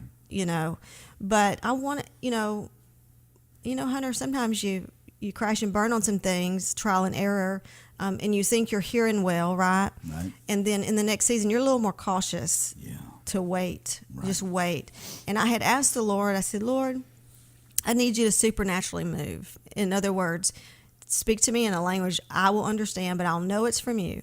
Yeah. And I had forgotten, I had given Refuge of Light some radio arms for the girls, because I had intended, we had all intended when we were there, we thought we were going to do a radio show from within that ministry. And it just never came forward. And so all of a sudden, Missy calls me and says, I have some things. They were cleaning out some stuff. I have some things I need to give back to you. And she handed me all these radio arms and microphones. And I, in my heart, I wanted 4 microphones for Table Talk. Yeah. Well, I had 4. She handed me 4 radio arms. Wow. Mm-hmm. And that when I had to call you, they had given me a soundboard, right? Right. I didn't have a soundboard. Nope. And I needed a soundboard to get the 4 channels in. Mm-hmm. And so they handed me that too. And I was like, okay. It was like the Lord was like, here, Shelly, I'm unfolding for you what I want you to do, which is what we want. We want God to unfold His heart so that I'm not following my dream, but I'm following His dream. Yeah. Right? And so then remember, I called you because the power plug was missing, the actual power source. Yeah. And I went to my daughter's to take care of my brand new grandbaby. And when I was making a bottle, I looked down and my son-in-law had the exact cord I needed that he was going to return to the store. And so I brought that home. Mm-hmm. And then this week, Lynn Mosley, myself, and Jan, we sat around that little talk, so just a little coffee table. Yeah. Mm-hmm. And we just, I said, listen, I want to talk about hearing the voice of God and what it looks like. I mean, specific examples, experiences that we're living, because I think the problem is there's a disconnect between what we read in the Word versus understanding what that looks like. And so we all just talk. We all talked, and I don't want to do all the talking here, Jan, because you're here too. So you're doing jump good. in anytime. You're doing just jump fine. in anytime. Yes. And we just began to work scriptures. The Lord would pull scriptures to mind. And what I love about it is you let God lead you, and it'll go down. Yes, it'll go down some rabbit trails, but we just love following them. Yeah. Oh, it was just like we were talking last night, how we just kept talking about things, and this would lead to this and this experience, and the sharing and the bonding. And that's one of the things we talked about Wednesday when we talked, didn't it? Right. Yeah, Wednesday we talked about it, is having that fellowship, the freedom to be able to come and talk about and be understood with each other and explore, and the openness of it, and feeding each other is just it's an amazing thing. It really was great to do that. And even more going back further, when this started, it was how God lines things up. You think, we talked about that on the when we were talking all the time, that we don't believe in circumstances, that God, everything, in coincidences, yeah, absolutely, and that here we go. And so we were sitting here at the home reunion, and it came up that you were back here, and you said, "Hey, come on up." And Shelly started talking, and Shelly said, "Come on up here." And then we just started talking. I remember it was just totally open. It was dead. There was nobody in here, and it was like, where did everybody go? What's going on? I remember that. And it just opened up. And you said, "Come on up here." And then we started talking about stuff. And Shelly, and then Lynn came in, and she started talking about the Lynn Lord. was a hoot, man. Yeah, she is. She is awesome. And so once we got through that, we all just kind of looked at each other, and Shelly and I, Shelly and I kept talking about that. It's like, man, that felt right. I said, that was really good. And that's where the seed was planted. That's where it started. It really started there. And then we kept praying about it, and it's just like, Shelly was, I think we're supposed to do that. And I was going like, oh, I mean, you're supposed to do that. I'm not supposed to do it. She said, no, we're supposed to do this. And we're going like, I don't talk like that. I talk in sessions. I don't get out and speak. You do that. I'm the behind scene person. And she said, no, this is, and so we kept praying about it, and we just kept, I was feeling, and so we were talking about it, and it came up and said, yeah, Hunter's called, and it was like, oh man, this is it. And then the mics came up, had the telephone, was in place. Even about the cord, and it was like, okay. And so when we started praying about it even more, Shelly, myself, and my daughter Beckett, and it's okay, we're going to have a confirmation. What is it? And the title said, we'll know. Right. Was this a title, and we'll know what it is, and that God's really in this if He gives us all. And He did. It was deep waters. It was just each one of us was confirmed in a different way of how it came to us, and we got, this is it. This is what it's supposed to be. And then from then, everything is just bam, bam, bam, bam. And so it's, if you're paying attention and you're watching and willing to see it and hear it, God's going to fulfill it and tell you. And if you're just willing to wait, and that's another, wait upon it. Because we've been waiting a while and praying about this and thinking that, it's supposed to, because it started back then. And we're going like, oh, we really feel this, but nothing's really happening. And so we stepped out on faith, and this is a step of faith. But so we're just trying to be obedient and following that. Well, boy, when it happens, though, ain't it usually boom, boom, boom, though? Oh, and I tell you, I have seen, and I think it's in that the Lord is just in this season. There is an acceleration. Yeah, I agree. And what a great way to put it too. There is an acceleration for those who are seeking His heart. Oh, absolutely. Communing with Him. Yeah. I'm a big believer. You won't find out your purpose without communing with the Lord. And that's reading His Word and being in prayer, letting Him train you how to hear His voice. And when deep waters came up, Hunter, I mean, I've been accused of being too serious and too deep, and it's true. I am. I mean, No, listen, you're real. Jesus is my adventure. This is, there's no rest in it for me. Like, this is who I am and what I love to do. But I kept saying to the Lord, as He took me through valley seasons, and I would learn more. Right? You learn the most in the valley seasons. Yeah. I would come out like Jesus came out with power when He came out of the wilderness. And I feel like that happened with me, taking a little Baptist girl, doing some crazy supernatural things with her in the valley. And I felt like, Lord, we've got to go deeper in the church. We're too shallow. We're still on milk. And that's got to end because there's a lost and dying world, and it's really our fault. Yeah. Oh, you're right. I don't really get frustrated with the world because it's my responsibility. It's, as the hands and feet of Jesus, is they are where they are. At large, because we're not doing our job. And I love the church, but I'm also called to call the church to repentance. Yes. And, in doing that, going through deep waters means we're going to talk about some issues that people don't want to talk about. Yep. We're going to reason the scriptures like Paul did. And we may not all walk away in agreement, but we're going to talk about it. So I love that. And that's one of the things I loved about the show when I was hearing about it. A couple of things. First of all, it just goes to, validate the family reunion again, because absolutely. Absolutely. I was saying that God does so many things. It's such a God event, the family reunion. It's not just about, and I refer to it as an artist retreat, but so many things happen out of those family reunions because God puts those things together, and things are birthed out of that. So many relationships have come out of that. So many things have come out of that. People have found direction out of that. It's just so many things have happened. And to find out that has happened, man, that's awesome.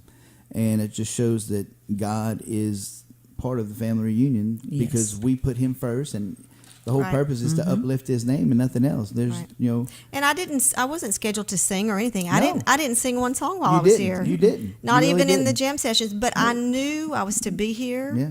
And, that's the thing. You have to just be on your post. Yeah. And I had artists that didn't come because they weren't scheduled to sing. So they said, well, there's no use for me to go. And I'm like, no, because you're already in the wrong attitude to get here. It's not about that at all. Right. It's not even about performance. Sometimes it's not. Yeah. Music for me. It's about unity. Yes, Absolutely. fellowship. Oh, the connection, like you said, the Yeah, connections. yeah.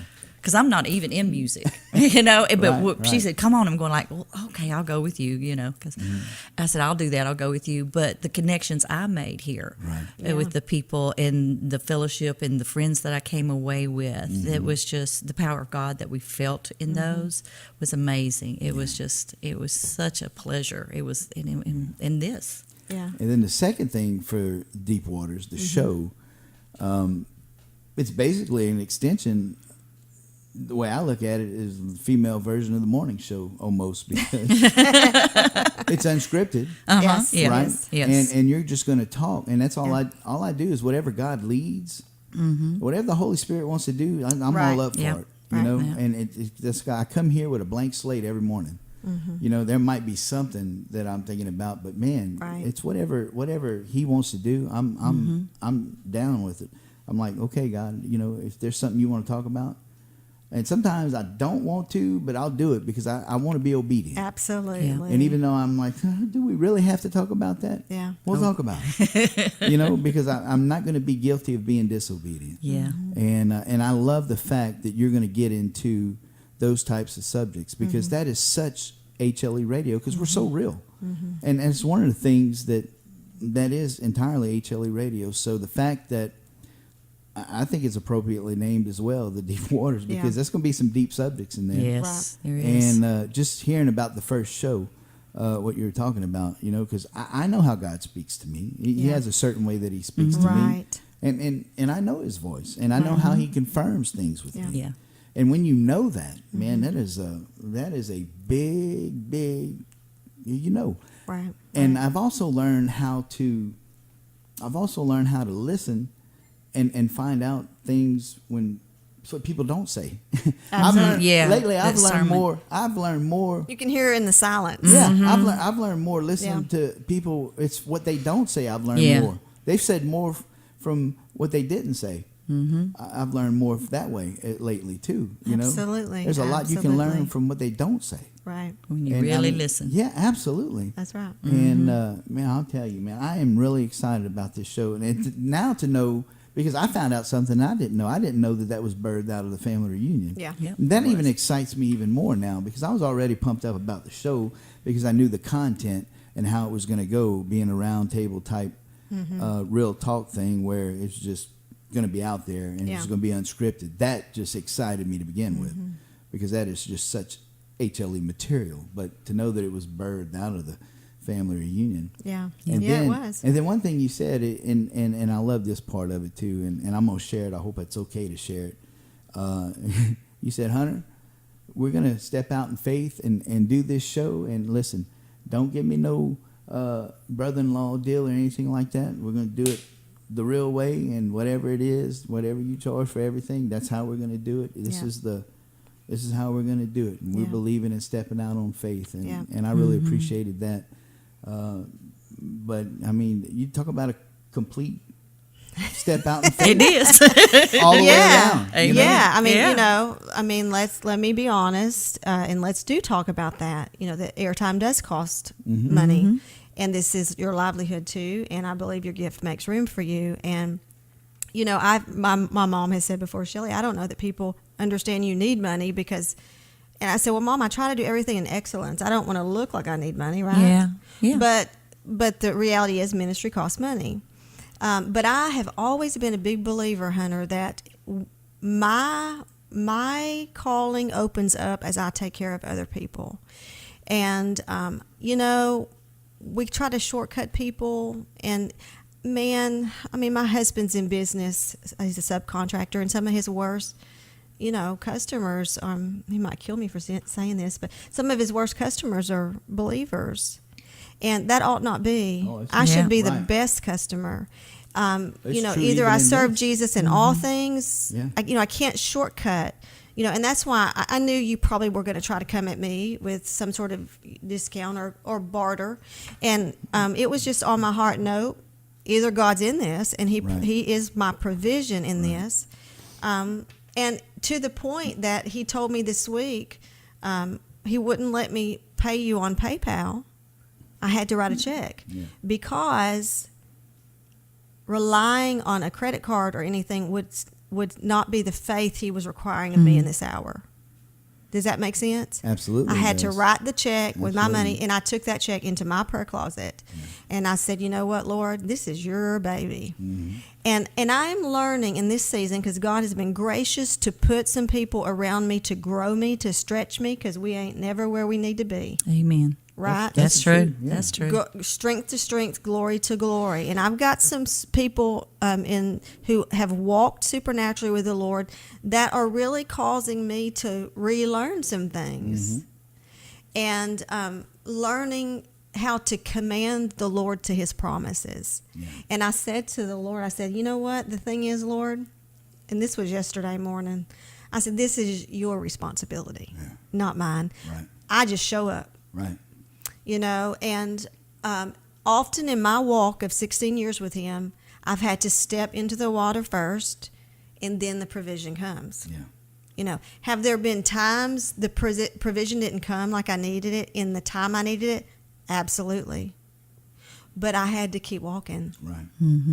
You know, and so some people get their provision beforehand. Rarely does it happen with me. I say it like this a lot of times, you know. I say sometimes God provides exceedingly and abundantly. Other times he just provides. And it's not always the way I want it. But, you know, I'm never without. I do know that. And I know when I take care of you that he's going to honor that, because his word says you're worthy of your hire. That's right. And, you know, I'm just, there was a producer I was working with this last week, and somebody had stiffed him some money, Christian. Yeah. And I went into the meeting with him, and I said, here's the deal. I'm going to go ahead and pay your deposit now. And so that there's no mistake that you're covered. And he was like, oh, my gosh, Shelly, I so appreciate that. And I said, dude, this ought to be normal. It should be. You know, you bring up a great point, You know. because putting on an event, I always believe when I do that, I always pay the musicians or the artists or the lighting. I always pay them up front. That way, they don't have to sit there and worry, am I going to get paid at the end of the night? Right. If the crowd's not there, if they don't ever have to worry about if they're going to get stiffed or not. So they can do their job fine, or they know that that's eliminated. And it should be that way. It should be. But We a lot, as Christians, but people would but a lot of times ought it's to- not. No, they ought to love to do business with us. But they don't, because we're the worst. Because it happens here all the time. I can't tell you how many times I've had to say, hey man, you owe, you know, and it's like a lot of times you don't even get it back, and I'm like, how do you sleep at night knowing that you know because you that do means this, you know? that makes us a thief in the eyes of the Lord. And, Absolutely. And you know what? I sure don't want to be on that side of justice. No, not at all. You know. No, that's good. That's all good stuff this morning. My guest this morning is Shelly Wilson and Jan Honey Thompson. Oh, Lord. We're coming back. HLE Radio, the morning show.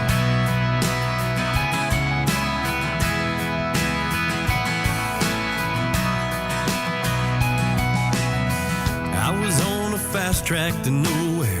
I made it clear that I didn't care. And if you got in my way, you probably got hurt. And I left a trail of tears. I broke a lot of hearts and I wasted years. I found out the hard way what life was worth. So I hit my knees, I called his name. I cried out, Lord, confess my pain. He showed up with his love and my life changed. And that's how Jesus saved me from myself. He was right there when there was no one else. He lifted up, he never let me down. He cast my sins from east to west. He gave me life, I gave him my best. 'Cause he wouldn't settle for anything less. Oh, and that's how Jesus, yes, that's how Jesus saved me from myself.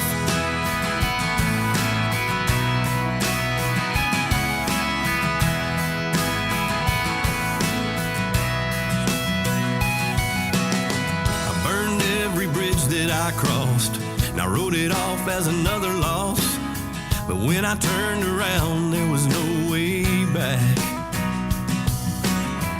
I could see the smoke and flames, telling myself I'd ruined everything. And who could forgive me for living like that? So I lifted up my hands and cried, oh Lord, save me before I die. He showed up in my mess and saved my life. And that's how Jesus saved me from myself. He was right there when there was no one else. He lifted up, he never let me down.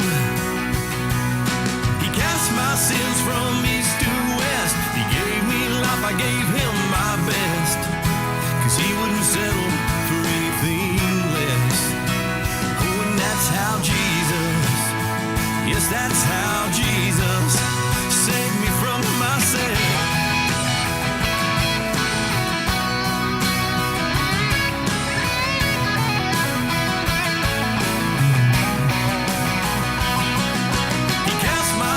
From east to west, he gave me life, I gave him my best.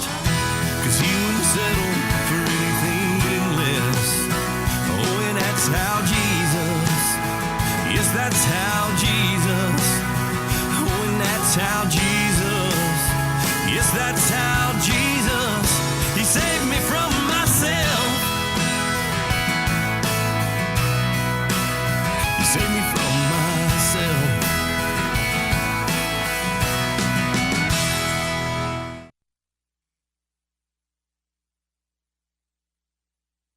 You're so much fun, you should be a ride in Disneyland. That's a great radio station. Best in town. Hunter Logan. HLERadio.com. The Morning Show.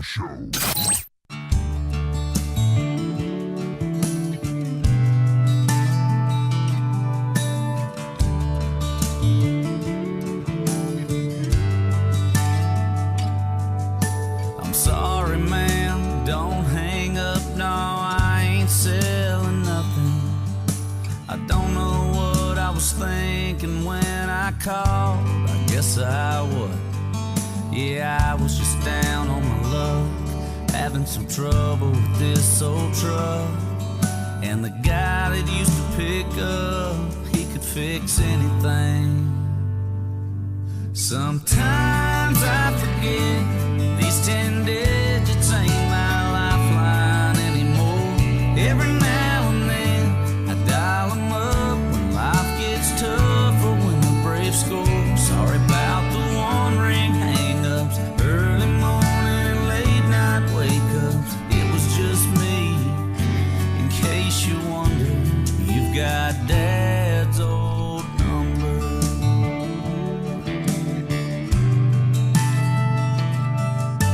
I learned it by heart when I was 6. He never did change it.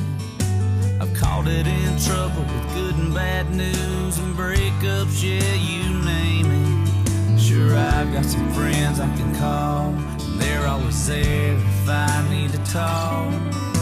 But good as they are, it ain't their fault. Sometimes I just need him, and sometimes I forget these 10 digits ain't my lifeline anymore. Every now and then I dial them up when life gets tough or when the Braves score. Sorry about the one ring hang-ups, early morning and late night wake-ups. It was just me. In case you wondered, you've got Dad's old number. So I apologize in advance, 'cause there's a good chance when I meet that girl, get that job, and I need to tell my best friend, you're probably gonna hear from me again. 'Cause sometimes I forget these 10 digits ain't my lifeline anymore. Every now and then I dial them up when life gets tough or when the Braves score. Sorry about the one ring hang-ups, early morning and late night wake-ups. It was just me, in case you wonder.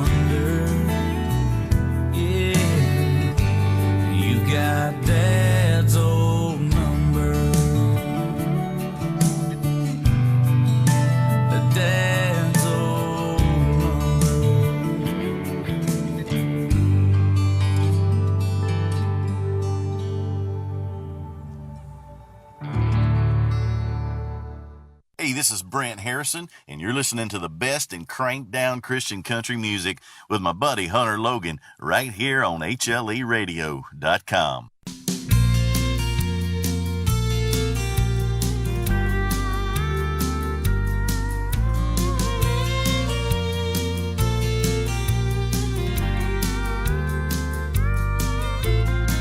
Stamped on the underside, American made 1939.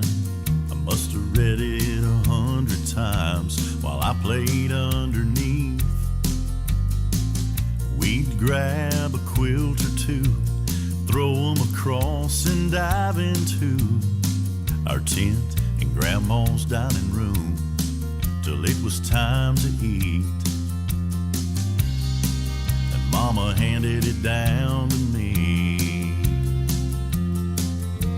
but it's not used like it used to be.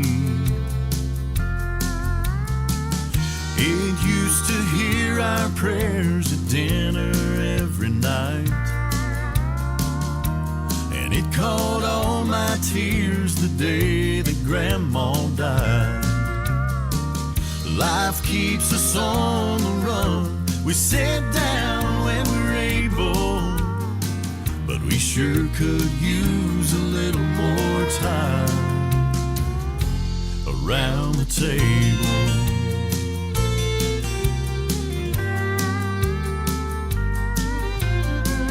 Sofa arms and TV trays couldn't hold one yesterday. Turkey dinners and birthday cakes, chicken after church, and now it sits there collecting dust. And sometimes I swear it's still calling us. It used to hear our prayers at dinner every night, it caught all my tears the day that Grandma died. Life keeps us on the run. We sit down when we're able, but we sure could use a little more time around the table.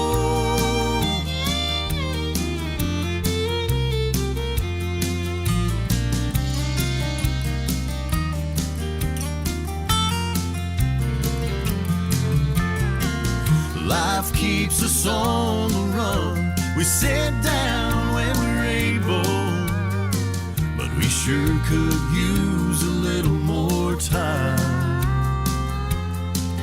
Yeah, we sure could use just a little more time around the table.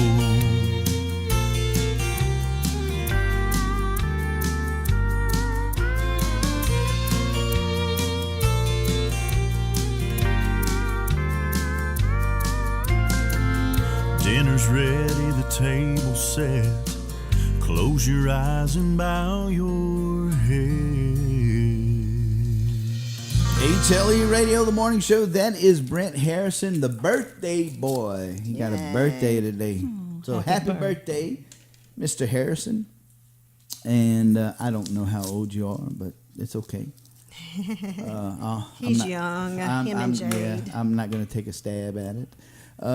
They were here for the family. Yes, and I love Jade. Ain't she sweet? Yes. She's got a sweetheart. Yeah.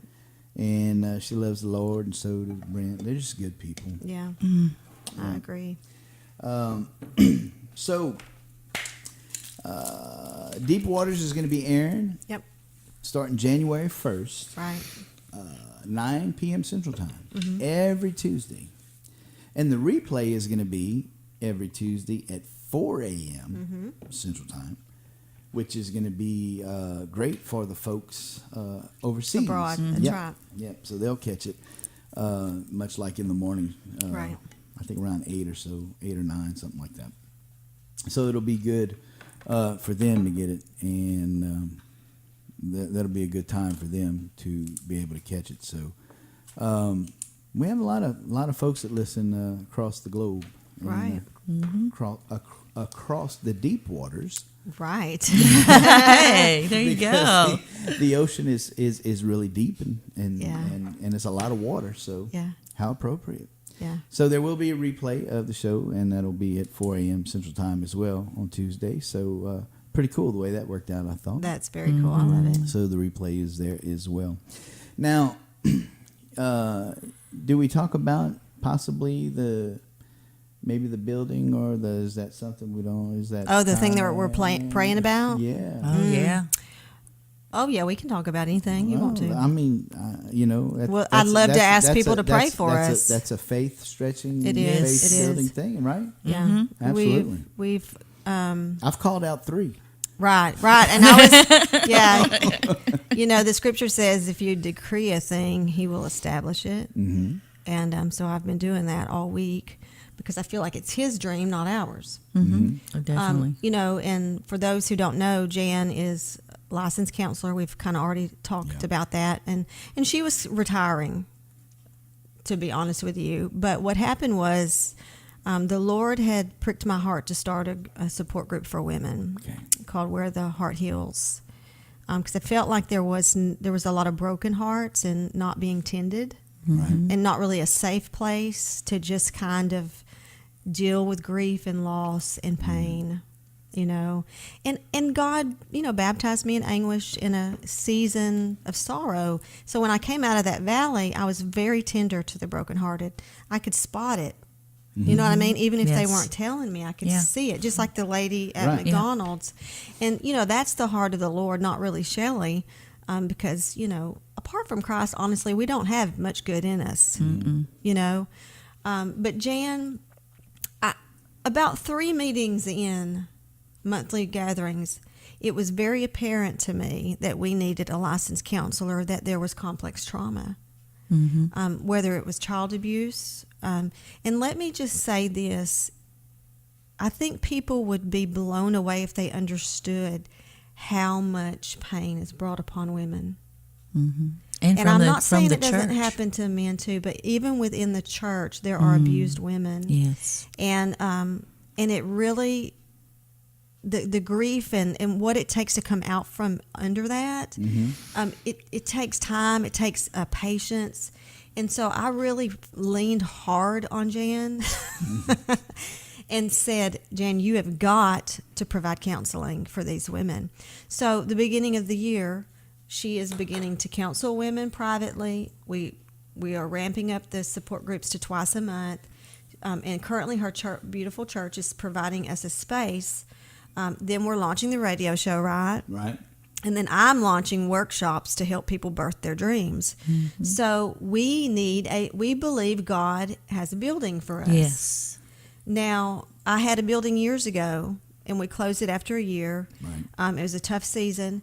Yeah. But just this week, God, and let me and I'm going to just go ahead and tell everybody right now, I feel like God has shown me that we will get a building for $1. Now, I'm just going to tell you right now. Now, I had forgotten I had asked for that, and the reason I asked for that was because I had heard years ago of David Wilkerson turning over some property to a ministry for $1.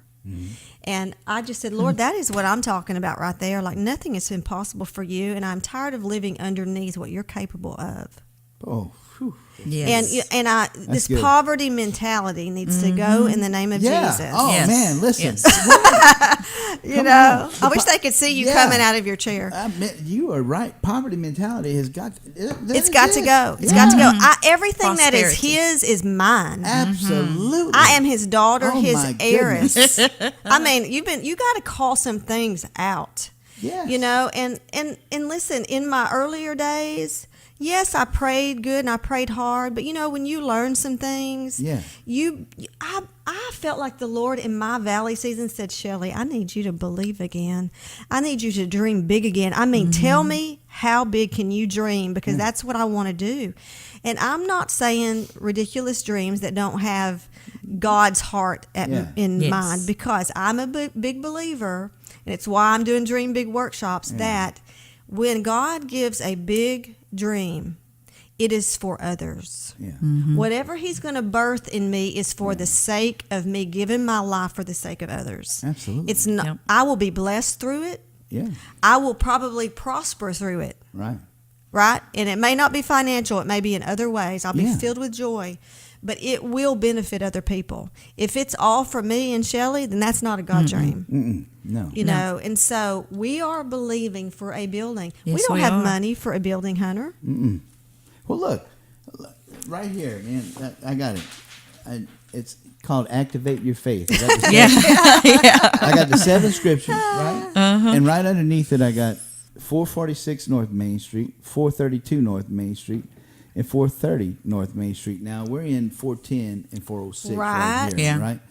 But we don't have the money coming in every month for the overhead of this. Right. And I'm calling out I get Amen. it. I I get get it. Yeah. for 3 properties right here. That's some crazy faith. I get it, man, but there's nothing crazy about what God does. To No, man, there's not. But this whole thing, the HLE radio, everybody said, well, that ain't going to work. That ain't going to work. And you can't put it on paper because this is God's doing it. This is God's stuff anyway. And I realized something a while back. You know, and I'm not talking name it, claim it, blab it, and grab it. I'm talking Me about either. And that's right. You know, this is not not about that's all not that. this that. is not what we're talking about. No, it's not.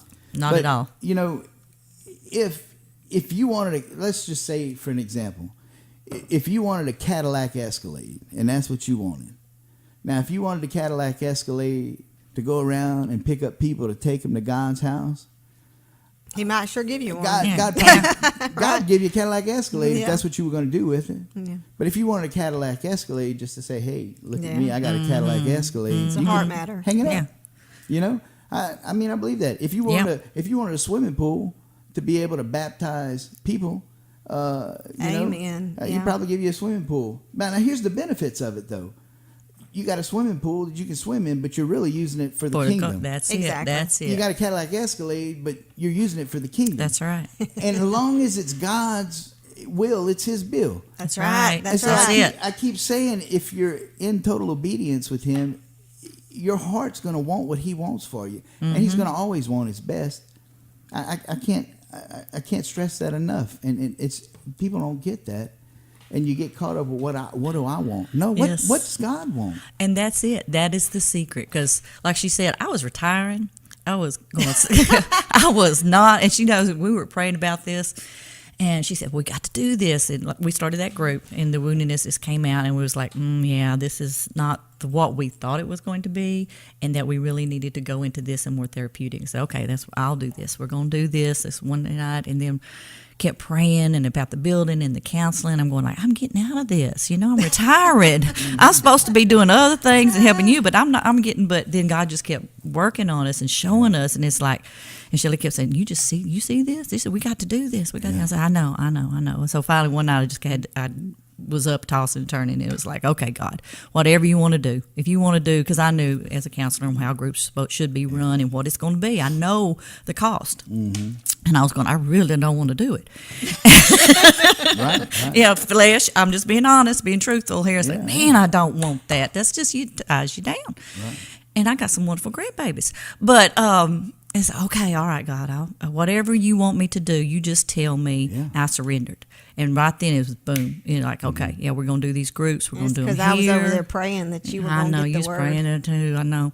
And it did. I did. And I surrendered. And so we are. And I know that, you know, we just keep talking about we're going to get this building. We've been praying for it. And I said, we are. And we don't say that just to say, I know we're going to have this because God has opened these doors. Sure. He's just shown us this need and this woundedness and these we need to be able to bring these people in and minister to them and love on them, and they need that cohesiveness, and it is so powerful. Group is so powerful, but we got to have a place. And like I say, right now my little church is just so gracious and just so awesome to that. What do you need? Okay, yeah, go. You know, you just don't find that a lot. They opened that up, and it was just, I praise them and thank you. God has provided that. But we need a building. We need a room. We need a counseling room. And, God has shown us that this is a need. Yes. And He's going to provide for this. Because He doesn't show you the need unless He's going to provide. Absolutely. And so that's true. We're just calling on it. We're claiming it. We're claiming it. Yeah. And that's the thing. This whole deal, God woke me up about 3 o'clock one morning, and I'm like, I'm questioning. Okay, am I?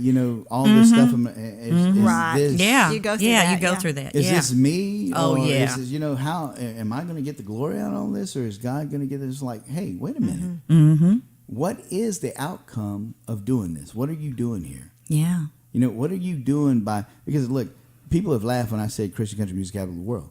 Now, nobody knows Jennings, Louisiana, really. There's people in Louisiana, North Louisiana, never heard of Jennings, Louisiana. Mm-hmm. There's towns up in North Louisiana I ain't never heard of. But there's 181 countries in the world that know Jennings, Louisiana is the Christian country music capital of the world. That's right. And I think even our own mayor don't even know that we're the Christian country music capital of the world, to be honest with you. Yeah. But here's the thing. What is there to gain from that? And we have I have one mission statement, and that's to reach the lost through Christian country music. That's our statement. Period. Mm-hmm. And God said that's enough. So by doing that, getting those buildings, all we're going to do with that, and what we're going to do with that, what is the goal? What happens with that when we're doing that? What happens with that? What is the outcome of that? Right. Yeah. Does it say, Hunter built? No, it doesn't. It says we're reaching the lost. Yeah. We're reaching the community. We're bringing in people from around here, and we're still reaching those. We're reaching the lost with Christian country music. So the goal is that, and Christ is being lifted up first. Right. Yes. And He is first. So that is totally within what He's called us to do and His will. Yes. Absolutely. So that is not so far-fetched. No, it's not. No. Matter of fact, you're stirring up something I pulled up on my phone, a poem he had given me called Pursue. And that has been the continued, I feel like in this season, the Lord is calling His people, and there's probably people listening who need to hear this. There is a time to wait and there's a time to pursue. Mm-hmm. And you got to know the difference. Right. Because the devil will be standing on your land. Absolutely. When they went into the promised land, it wasn't peace. No, they still had a battle. They had to get rid of people, and so that was what the Lord said to me, Shelly, I need you to rise up in this season and possess the land. Mm-hmm. Well, possessing the land means taking the land, right? Yeah, in it the does. Spirit, praying it in. So I want to read this poem because it's probably for somebody. It's called Pursue. And this had been my question, Lord, like David, when David said, do I pursue them, Lord? And he said, pursue. Yeah. And that was what the scripture was. There are some ponderings in many hearts. Lord, shall I pursue? And Christ reminds of David's heart the same question that comes from you. At times He gives a defined wait and sometimes a nodding no. But in this hour, many of you, He's calling to be bold. Remember, David had lost it all, everything dear to his heart. But when the Lord did say pursue, he recovered every loss. Very important. He recovers every loss. So if the fear does hold your feet and voices beg you stay, resist them each with silent stares and pursue as Christ does say. For all that Satan came to steal, he must now let it go. For Christ has roared a mighty roar, so trust him on the road. Upon the raid the king did reign, and victory was his prize, and plunder was given to his hand by the very throne of Christ. The army that does fight with you is waited for a win. I love that. And when the Christ does say pursue, do not delay, my friend. And the thing is, and in just a real honest moment of transparency with the listeners, because you know this story, I did have a building 6 years ago. Yeah. And we couldn't pay the bills. And I had a lot of personal tragedy that happened at the time. Mm-hmm. And so Jan was on my board, and they had to kind of come in and say, that's enough, Shelly. And I had to close the doors and heal for a time. Yeah. And so when the Lord stirred in my heart for another building, I really had struggle there because I ended up with PTSD over all that happened in that season that was diagnosed by a counselor. And so it triggered in me that fear. Right. And I'm telling you what, I had to go back to the Word. The Lord, in His goodness, kept saying, I need you to pursue. I know what happened before will not happen again. And some people out there are scared to try again because of a perceived failure. Yeah. It wasn't a failure that I closed the building. It was. It was Satan who came to steal, kill, and destroy. Right. And, you know, for some of us, we blame the sovereignty of God. Yes, God is sovereign, but the devil steals, kills, and destroys. Yeah, that's right. And it took me a good while in that valley for the Lord to say to me, I am going to recover everything the devil stole from you, and I'm going to restore everything the locusts have eaten. And to this day, 6 years later, again, here we go. You know what was lost during that time? And it did not cross my mind until I'm staring you in the eyes across from me. What was I doing at that studio? I was doing a radio show. Yeah. So when that building left, that radio show left. That's right. Remember that? That's right. So now what's happening? Yeah. He's birthing a new radio show. He sure is. He sure is. So in this very moment, that could just break me right there. Yeah. I know you're making me cry. Yeah. Hey, it's okay. In this very moment for Shelly, God is restoring what the locusts ate. And if He does it for me, y'all, He will do it for you. I promise you. But I had to walk through that brokenness. And at the family reunion, I want to say it was not this last time, but the time before, Pawpaw was there. And I just had an instant connection with him. He was, oh man, I was like, he's like my grandfather. You know what I mean? And he's so tender-hearted, and I hope he's listening so he can hear me, because I love him dearly. He spoke, he said, Shelly, I'm hesitant to tell you this, because I'm real careful with prophetic words, but the Lord keeps saying expansion for you. And do you know, if I could tell him today, and I've messaged him on Facebook, that is happening today. It is. See, my brokenness through that valley was an expansion of my heart. To understand brokenness of women, to bring Jan into the mix. See, music for me, Hunter, is a tool. It's not my full ministry. Right. It is a tool God uses, but I'm a minister of the gospel. Yeah. That's my calling. Right. In whatever form He brings it forward, poetry, music, I do that thing. He gets to choose when He pulls out the poem. He gets to choose when He gives me a new song. He gets to choose that I'm going to have a Where the Heart Heals ministry. I don't choose anything. You know, and in all of that, everybody's fear comes promises of God. Yeah. Right? That if we will, like He said, Shelly, I'm restoring your confidence. It destroyed my confidence. I didn't sing for a year. Right? Destroyed my confidence in who I was. And today He's like, oh, I need you to rise up like you've never. You're going to be the lion. You're going after the lion in the snowy pit, like Ben and I did. You're going to pursue the thing, and you're not going to stop until you get the land. And only God can raise you back up like that. Oh, absolutely. You know, and I know you've been through it too. Yeah, that's beautiful, man. What a great share. What a great share. Yeah. That's amazing. Yeah, it's some good stuff. It is. Wow. To see what she's gone through and how God has used that, like you said, it's just and is restoring. Yes. And her faith through it and the struggle. Yeah. This is good. Yeah, it was. Oh, we're coming back with more. My special guest this morning is Shelly Wilson and Jane and Hunter Thompson.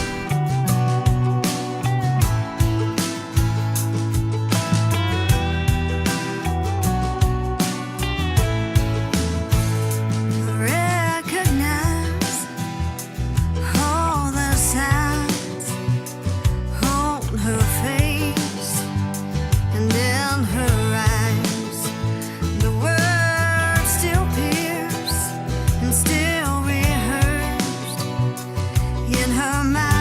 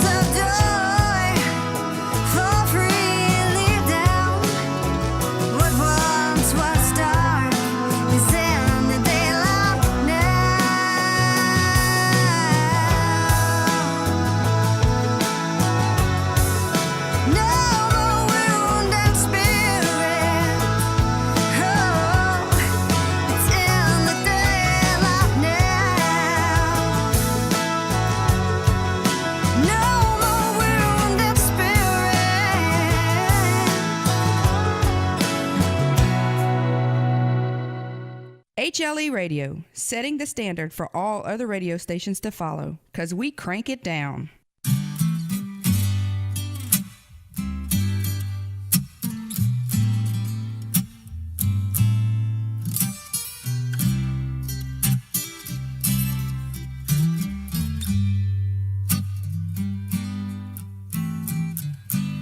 Some just see someone down on their knees,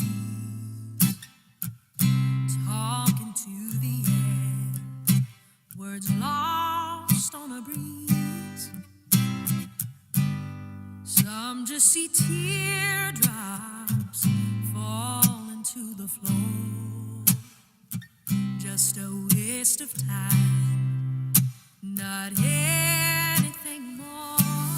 But it's a direct line to the throne room, where you can find someone who cares. And if you need some proof, I can tell you there is power in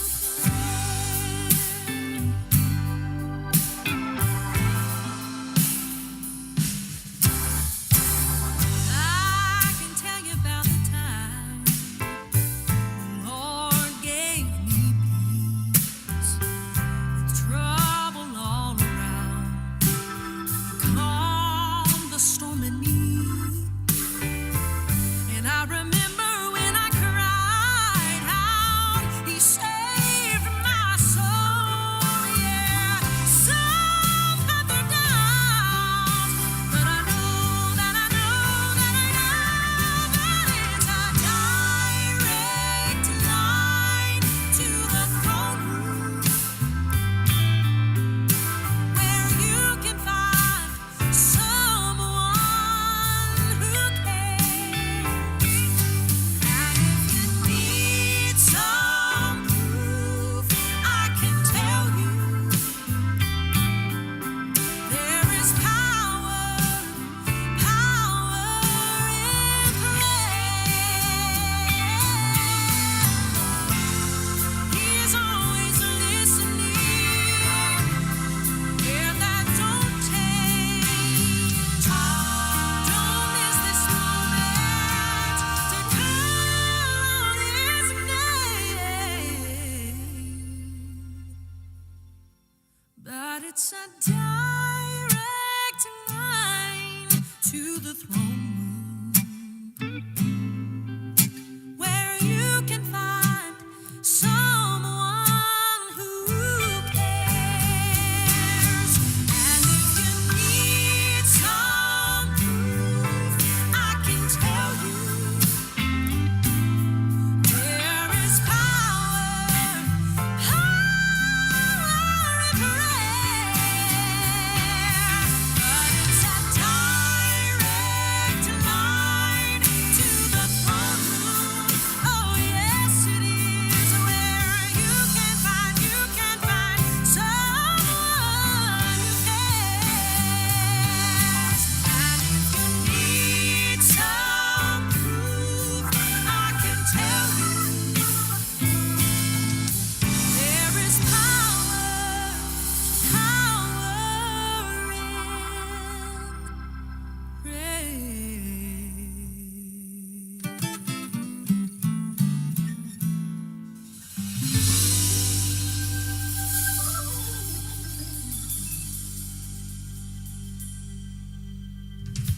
DJ, spin me another record.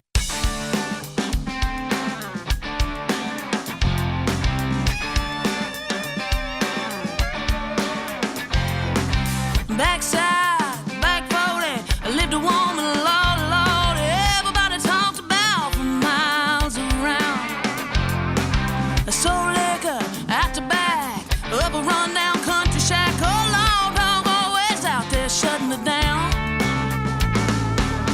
17, a word of mouth, just an old dirt road to her house. Had to know somebody that knew somebody to point that sucker out. She's so bitch to the just getting started. Shine to the too far gone. A whiskey to the broken hearted and the ones just holding on. She was all about a backwoods throwdown, all about a Saturday night. Y'all, she had the whole town out there getting high till she got Jesus and the well run dry.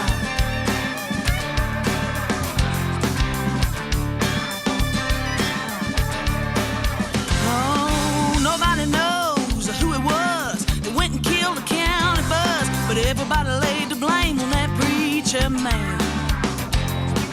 And nowadays it's a haul if you want to sip alcohol. Maybe that's all part of heaven's plan. I see her now, turned around, out there laying that gospel down. She's all Bible and from the road. Oh man, you never know. She's so big to the just getting started. Shine to the too far gone.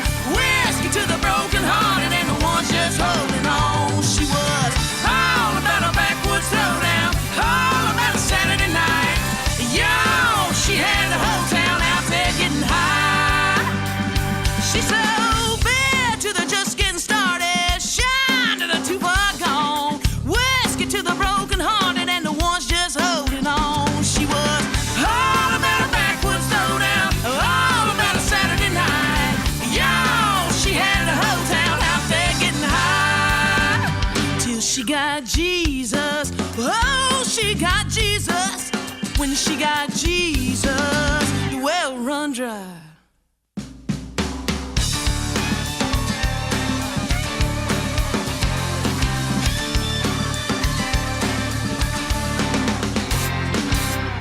Hey, this is Tommy Brandt, and you're listening to The Morning Show with Hunter Logan on HLERadio.com. A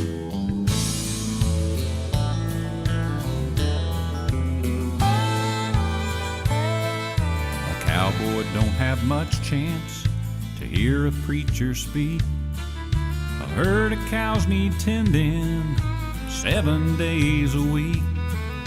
But everyone that knew him knew when Sunday morning came, he'd be up and saddled first in sunshine or in rain. The plains were his cathedral, the saddle his pulpit, his congregation cowboys with pistols on their hips. With reins and Bible in his hand, us cowboys gathered round to have morning coffee while he preached his sermon on the mount. Said the trail is here in Matthew, spelled out in black and white. Stay on that straight and narrow till you make that final ride. The devil's gonna tempt you, but always stand your ground. We started every Sunday with his sermon on the mount.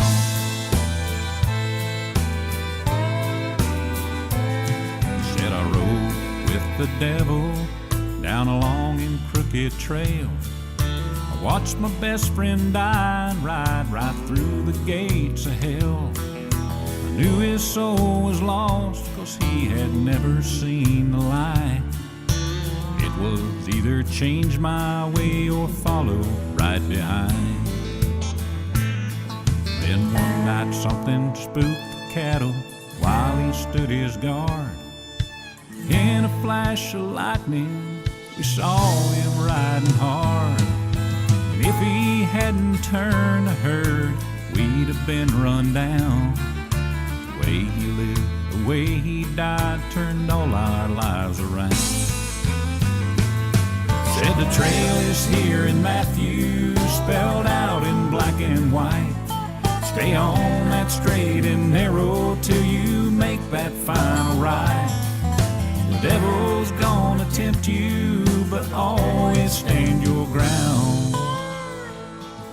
We started every Sunday with his sermon on the mount. I'll always remember that sermon on the mount.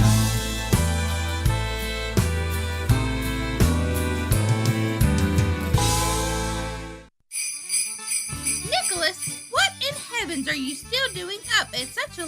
hour. It's not Christmas Eve yet. Well, Mrs. Claus, we've seemed to have a problem of epic proportions. Well, we may even have to cancel Christmas. Cancel Christmas? It can't possibly be that bad. I received this letter in the mail today from Jennings, Louisiana. It's the Christmas list from the guys at HLE Radio.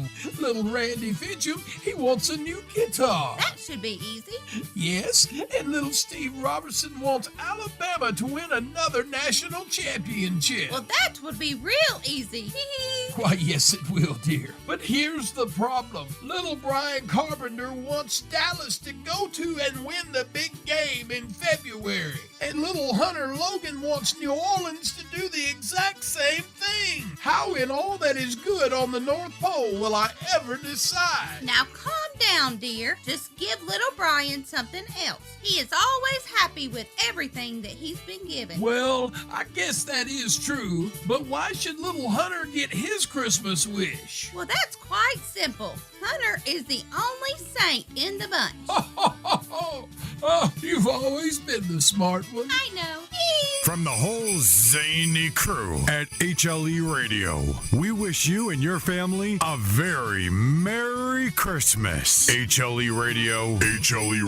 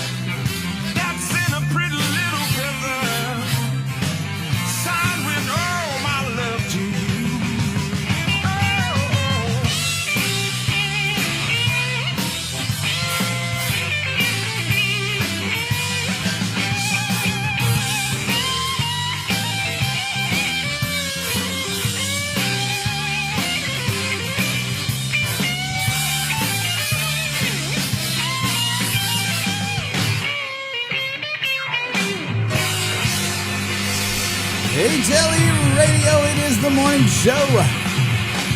My special guest this morning, Shelly Wilson and Jan Thompson. Oh, Lord. So part of the Deep Waters show is you got a panel. Then it's not just you. No, it's a panel. Right. Kinda. Yeah. It's me, and then it's Lynn Mosley, Yeah. who was here at the reunion. And Lynn, really, God has called her into a deep study of the Word, and so she has begun a strong Bible study. And God has put His hand on that, and of course, she's a lover of the Word. Yeah, and likes to go deep. Mhm. So Yes, I she knew does. She I loves it. wanted her involved, and then Jan too, with her just gift of counseling and. Right.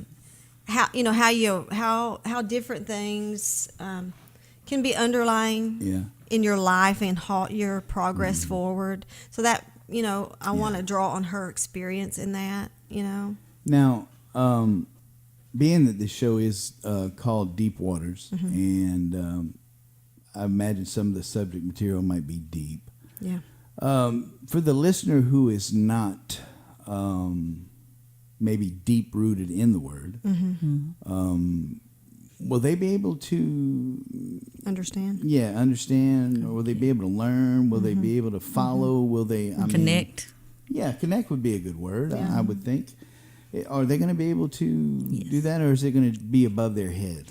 I don't think so, Hunter. I mean, and maybe I should rephrase that, because I call it deep because there's a scripture that, and it says great waters, but to me it's one and the same, great and deep. You think about the vast ocean. But the scripture says those who go do business in the great waters will see the wonders of the Lord. Yeah. And so it's deep. Let me say this. It's probably better off if you haven't actually been a studier of the Word. And already trained up in certain religions, because this will help you get or there. Denominations, because this is actually going to lay the foundation Christ always wanted to lay. Perfect. Yeah. I had to go through a season of stripping, from and I'm still a conservative, so I don't want to give that wrong impression. But Right. I was raised in a denomination that didn't talk much about the supernatural works of the Holy Spirit and Christ, and I think I just always knew there was more, and I always longed for the more. And I think, to be honest with you, people know there's more. Yeah. And they're longing for the more. Oh, absolutely. And so what I found we did when we sat down to just record what we were talking about the other day, it was a lot of personal experience, but how you technically saw the Word come to life in daily life. Yeah. It's that connect, because see, the Pharisees knew the scriptures forward and backwards better than you and I. Yeah. And they never saw Jesus. No. And so I can read this as a mere history book and go nowhere. Right. Or I can understand it's a living, breathing Word that is activated in my life. And I have to learn how to recognize that. And so we want to help them recognize that. So I'm calling it Deep Waters for the religious sect of which I come out of. Right.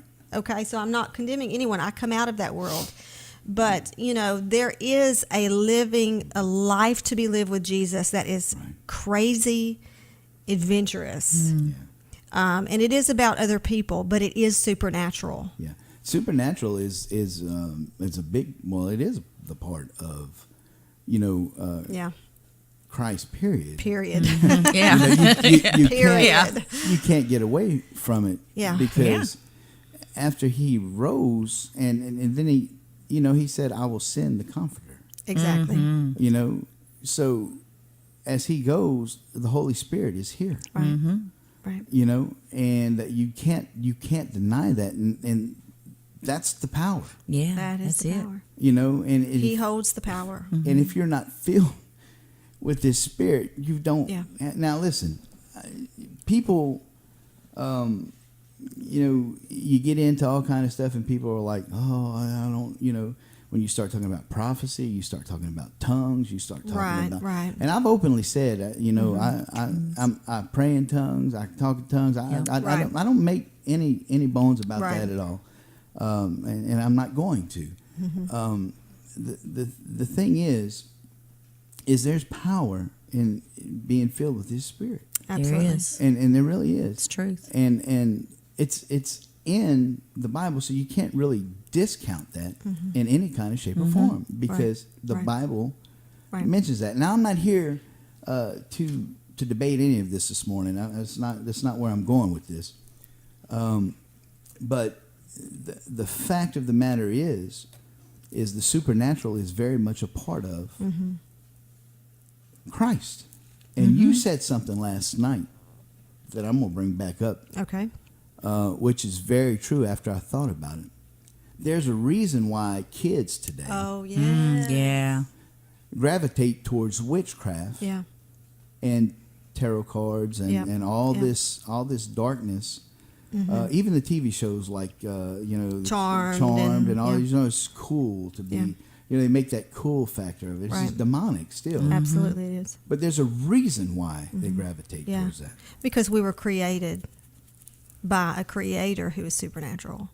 And the kid, and actually I'll tell you, I can't even take ownership of that comment, because I have a good friend, Teresa Lusk, who's a minister, and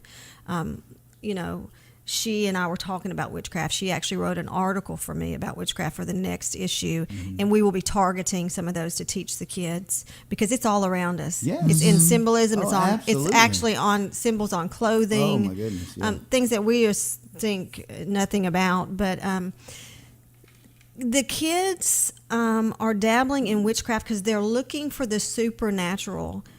The reason they're going where they're going, Hunter, is because we have removed the supernatural, the authentic supernatural work of the Holy Spirit. So therefore, they're going to find it in other places, mediums, the TV show about mediums. Listen, nobody should be watching that. It's demonic. So, I don't have a lot of, I do have patience with people who are in witchcraft, but I'm really called to expose a lot of that. Absolutely. Because we overlook the modern day witchcraft, and we think it's not a big deal, and it is. It's affecting our children, our homes. What's the desensitization of all of this stuff? We're so desensitized to it. Oh my gosh. I have so commonplace. Yes. And I've had people say to me, Shelly, there aren't real witches today. And let me explain this. I ordered because I'm a poet, I ordered a poetry book. I wanted to just look at it and see, because I had not published yet a full poetry book other than a magazine-based one. And when I got the book, in the back of the book, in the author's bio, it said that she was a witch. I took that out in my backyard and burned it. And, that was a young girl gravitating. There is a rise of witchcraft. There's a rise of witches. Those people need deliverance. God, Christ died for them. Yeah. But that means we have to be willing and courageous enough to confront darkness. And I'm not called to run from it by any shape or form. And my good friend Teresa's like, Shelly, you're called to deliverance even. And so, being able to call things what it is, and in the name of Jesus, you need to come out of that. And part of even the magazine is, so when I say go deep, Hunter, this isn't deep stuff. This is Jesus stuff. Right. Unfortunately, we don't discuss this in the body. No. And here's the thing is, we can preach at people all we want. Yeah. But if we don't see transformation, if we don't deliver them from darkness, Isaiah 61, I'm called to set the captives free. Well, I can't just preach to them. No. I have got to set them free, which means telling them the truth, calling things out of them that are demonic. You and I both know I've had a run-in with the demonic spirit before. And the Lord, this little Baptist girl was taught what that looked like. And the Lord's saying, I need you to come out of some of your teaching. You have some good foundational teaching that needs to be, you need to grow upon that. So yes, witchcraft is on the rise because we have removed this. Because let me tell you what you get a taste of the supernatural works of God, oh my goodness, it's addictive. It's lovely. It's beautiful. It's holy. It's precious. And listen, when you see, I'll just say this, when you see demon possession firsthand, you don't ever want to play with darkness again. I seen that as a 14-year-old. Yeah. Firsthand. And that stuff is real. Yes, it is. And that sticks with you. Yes. So I know I know firsthand. Yeah. You know, I seen that happen when we were doing a revival thing, man, and I actually seen. Well, I've experienced, like I said, manifestations. like, Yes. I told you last night. I get around the super. I can thrive in that stuff. Yeah. I really can. And one night I'll just I don't know. Maybe I won't. I'll share that off the air. I think. Okay. I think I'll share it with you off the air. I don't want to freak anybody out. So. But listen, there's a lot of stuff that there's a lot of stuff I don't say that I had, But anyway.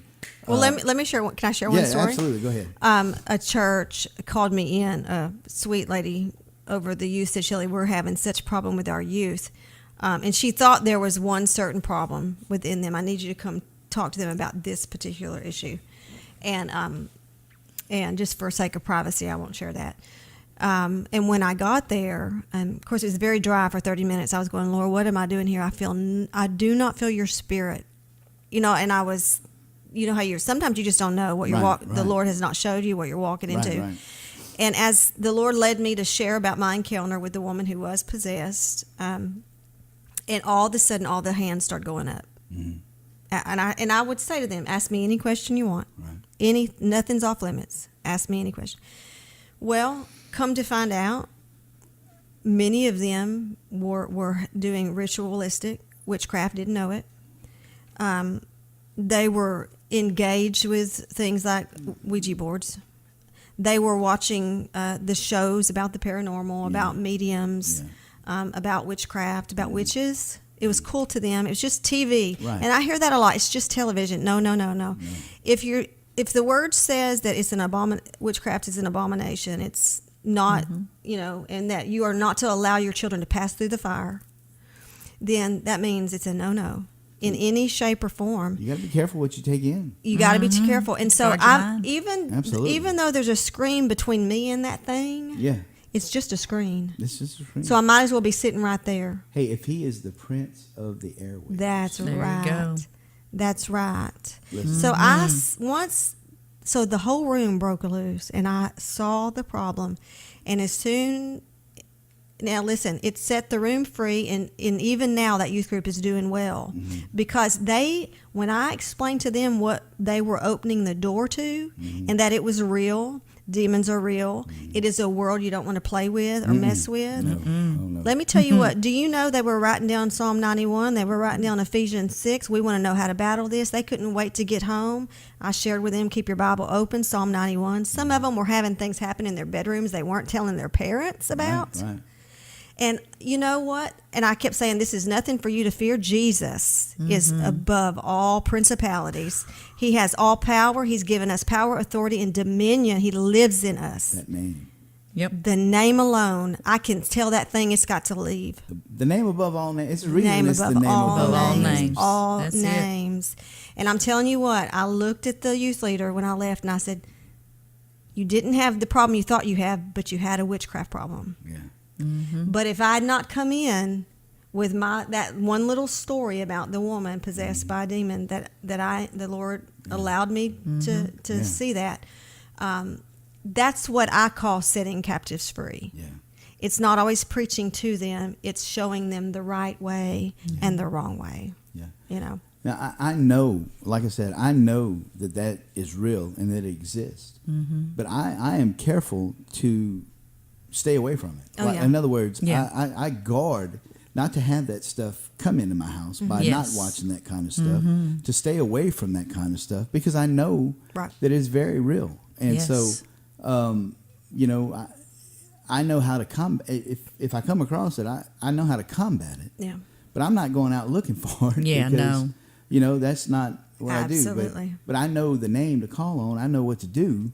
Yeah. But I'm not entertaining any of that. I don't want to entertain none of it because it's very real. Yes, it is. And man, if you think it ain't, you better read some word again. Exactly. Know some exactly. stuff, man. Because I'm telling you, Satan is out to steal, kill, and destroy. Right. Yes, he every he don't stop. He don't take a day off. No, he doesn't. And that's why it's so important to make sure you put on the whole armor of God Yes. every day that you get up. Absolutely. Man. So I'm glad that this show is going to help folks because there's a lot of folks, fortunately, and I say fortunately, there's a lot of folks that are listening, that will be listening, that do not have a legalistic or a denominational upbringing. Right. So they will be fresh. Absolutely. Yeah. Which is wonderful. Perfect. You Right. don't It have is. to It's great. relearn because I had to relearn a lot. Right. So for those folks, that's going to be wonderful. Yeah. For them because they're going to be able to just really hit the ground running in this thing, and that's going to help them a bunch. Right. And and for some folks who are maybe bound with some legalism or maybe been caught up in that traditional denominational thing, it'll help them too. Right. Because I'm often reminded, and I tell folks, I said, listen, you do know that it Christ on the cross, right? Christ and Christ crucified. That's right. When he said it is finished, that was it. So everything after that is man's interpretation from their own. So every denomination came from man's interpretation of that. Right. Everything started there. So that is when he said it's finished, it's done. So all this other stuff, that is man's rules and regulations after that. When the sun sets you free, you shall be free indeed. So I mean, that's why I'm like, it's time to get in the Word. That's right. And let the Word read you. That's right. And that's why my favorite scripture is still work out your own salvation. Yes. With fear and trembling, because Absolutely. you can't work out my salvation for me. That's right. And I can't work out yours. Yeah. And so I got to worry about my own salvation. And before I can clean up your yard, I need to clean up mine. Yeah. Yes. Because there's probably stuff in my yard got to be picked up before I start picking up, telling you what you need to pick up. Right. So anyway, it's good stuff, man. Just good stuff. And look, we ain't done, so we're coming back with more stuff here with Shelly and Jan Honey. You're killing me. Honey Man, Thompson. you're killing me. I got it. Brand new music from Corey and Kelly. It's called the Victor Song. That's what you're getting this morning, Victor Song.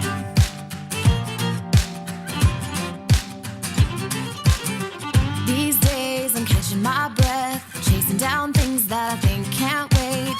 These days I'm losing my mind, worrying about things that'll never take place. My heart is racing, all night pacing, just knowing what's in store. Blood pressure rising, stress is climbing, and I can't take no more. Can't take no more. Can't take no more.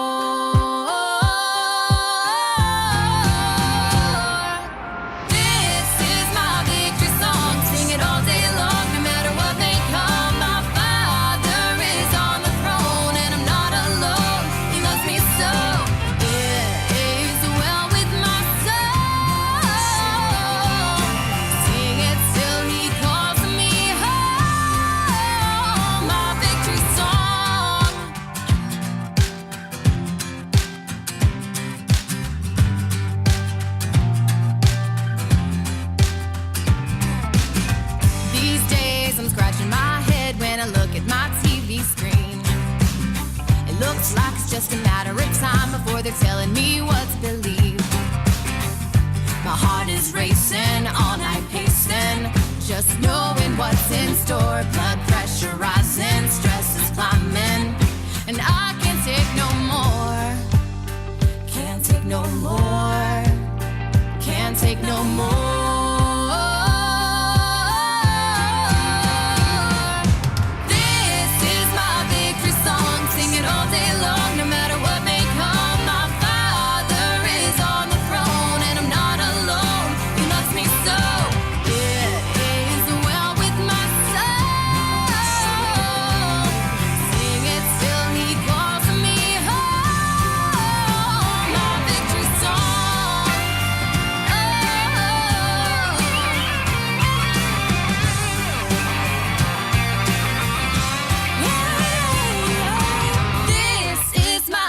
Song, sing it all day long, no matter what may come. My Father is on his throne. This is my victory song.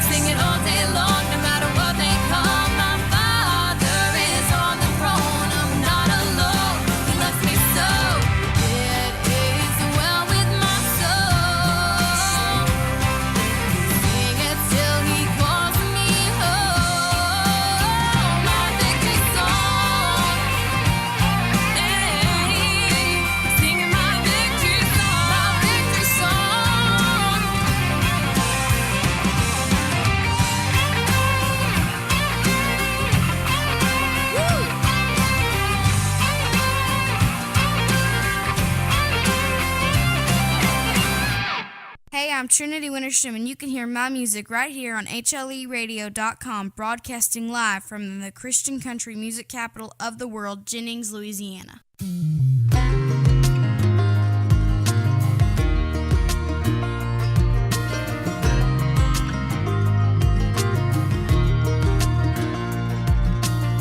Sitting here alone in this room, yeah, they really tried to tear me down this time, pulling pieces back together. If only they knew, sticks and stones hurt for a minute, but I'll be fine. I never think I won't, 'cause I know I can't. Stepping out on the edge, they don't understand. I'm leaving their words in a cloud of dust, 'cause I've had enough. I ain't gonna be no Cinderella, waiting till midnight, chasing time. I got my boots, you can keep your slippers. I don't need no glass shoes to shine, 'cause I believe that the magic's in me.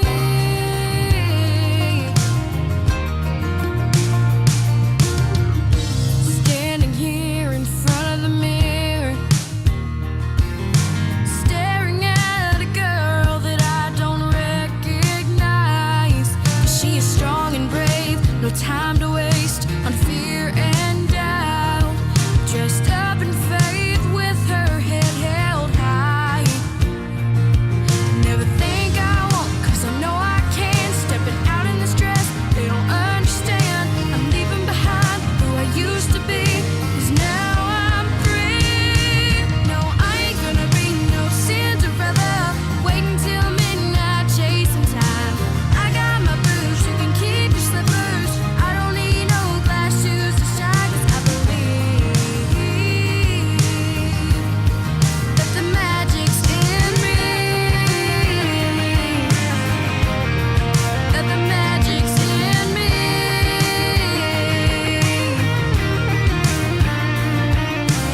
This life ain't a fairy tale. A dream is just a wish until I chase it down myself.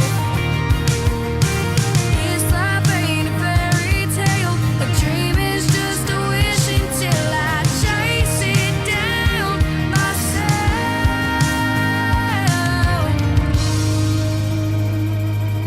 I ain't gonna be no Cinderella. No, I ain't gonna be no Cinderella.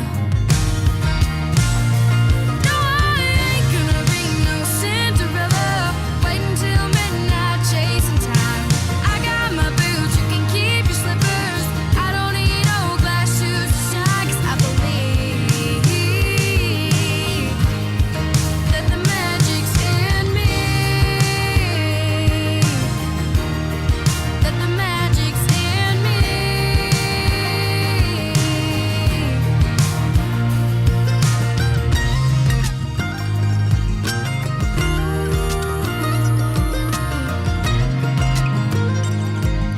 The magic's in me. The world's favorite radio station playing real Christian country, HLERadio.com. I'm Michael Lee, and I approve this message.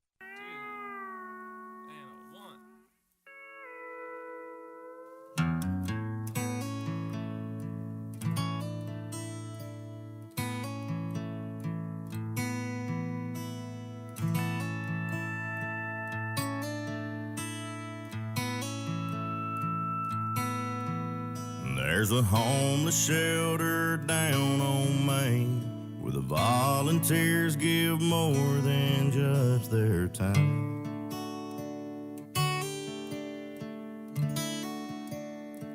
Ain't that just like Jesus?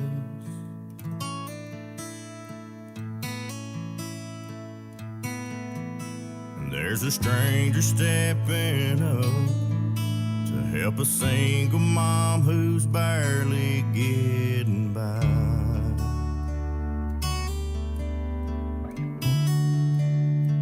Ain't that just like Jesus?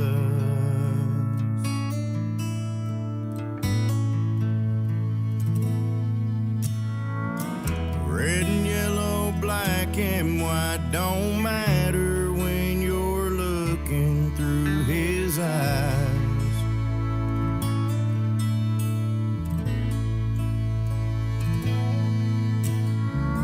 Loving your neighbor just comes natural when you're living colorblind.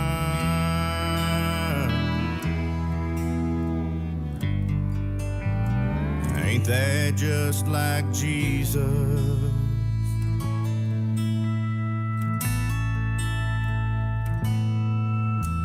A teacher goes the extra mile for a kid who's all but given up on life. Ain't that just like Jesus?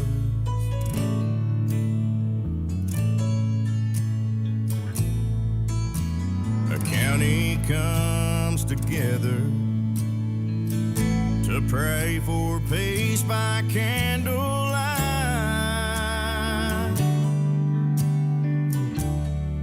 Man, ain't that just like Jesus?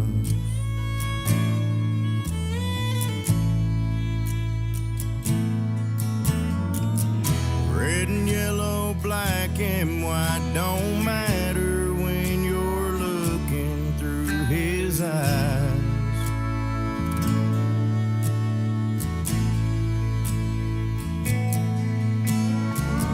Loving your neighbor just comes natural when you're living colorblind.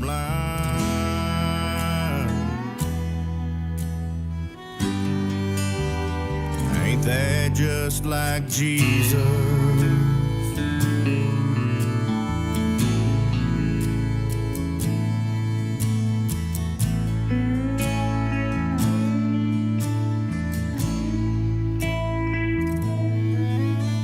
Forgiveness for the blackest heart there is, loving people through the pride.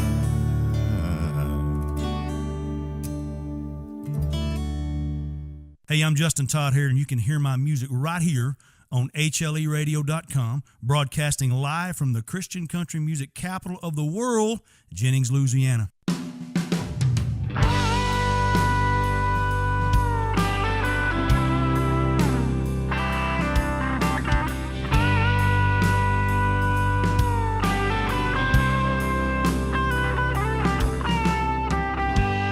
Walking for days on this dry and thirsty ground, so desperate for rain, but it just can't be found. Heat waves rise, burning down on me,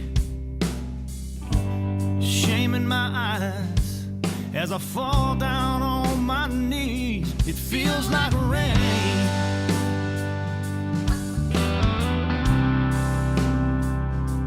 Feels like rain.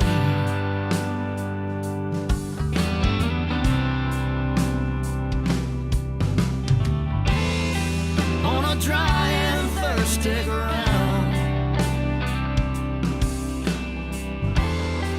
grace and mercy falling down. It feels like rain. Oh, it feels like rain.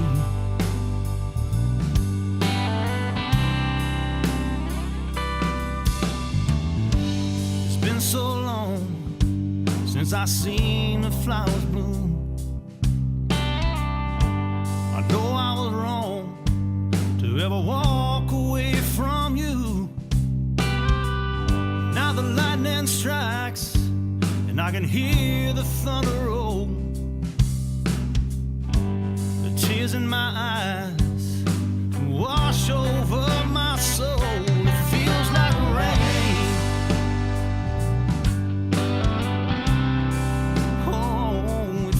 Like rain.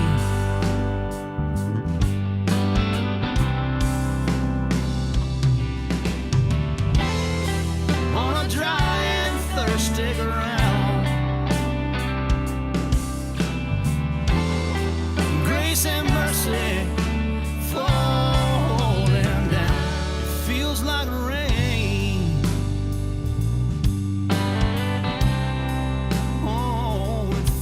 like rain.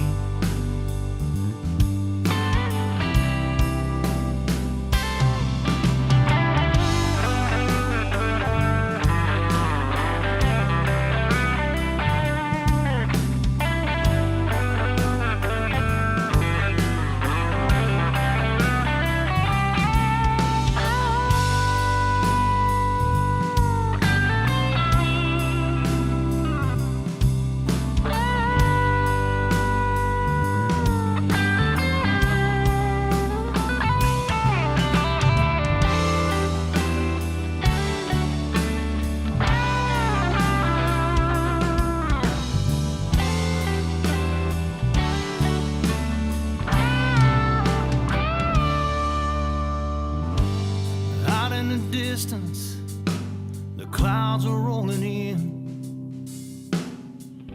There's a scent in the air, and I can feel a gentle wind. Mercy skies, come and make me clean. Grace baptized, forgiveness over me. It feels like rain. Oh, it feels like rain.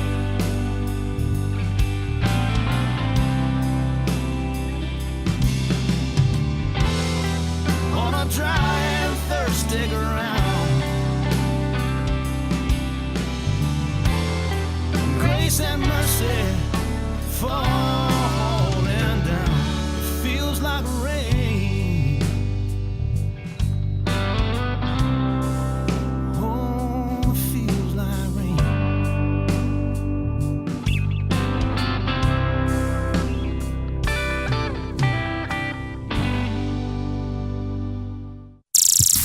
Follow us on Facebook and Twitter. We'll be nice and follow you back.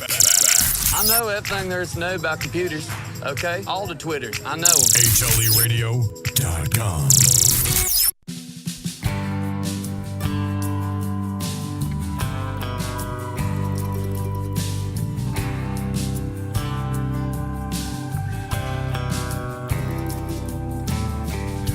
Here I am on my knees tonight.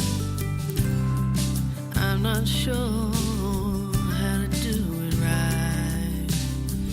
It's been so long since I've even tried to talk to you.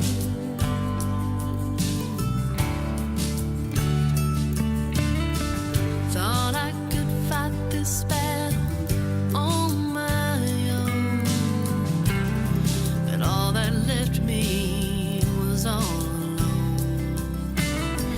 There's gotta be something that I can count on to get me through.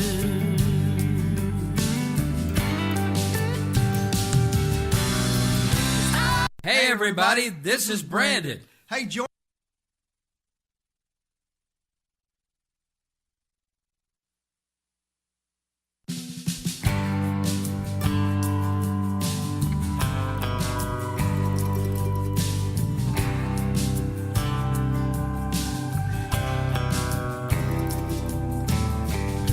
Here I am on my knees tonight.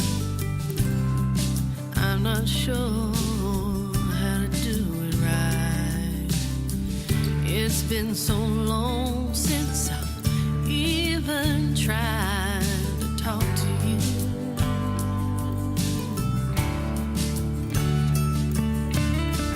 Thought I could fight this battle on my own, but all that left me was all alone. There's gotta be something that I can count on to get me through.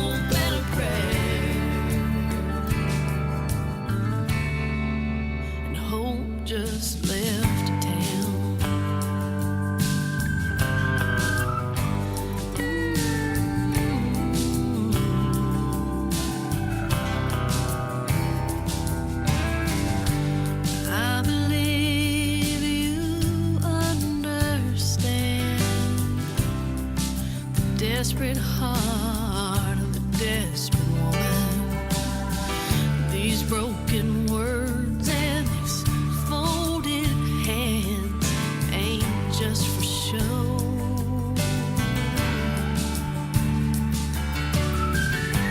I'm not sure what I'm asking for, but I don't wanna cry no more. I should have been here, not at your door a while ago. Oh,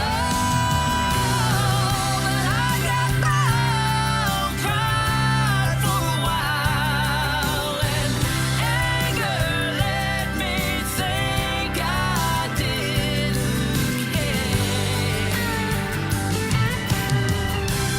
Living lies just let me down, left me holding on to hope and a prayer. Hope just left town.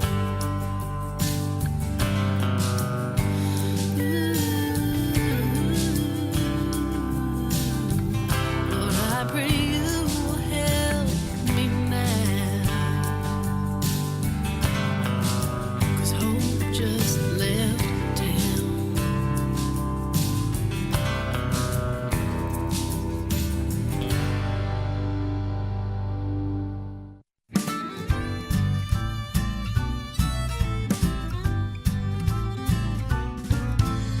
Just a hint of peppermint and every single thing begins to feel like Christmas. And just like the snowflakes, no two are ever the same. Red and white and candy striped in every shape and size. Oh, what a sweet treat this is. So hop on the choo-choo and woo-woo to Candy Cane Lane. You'll be all aglow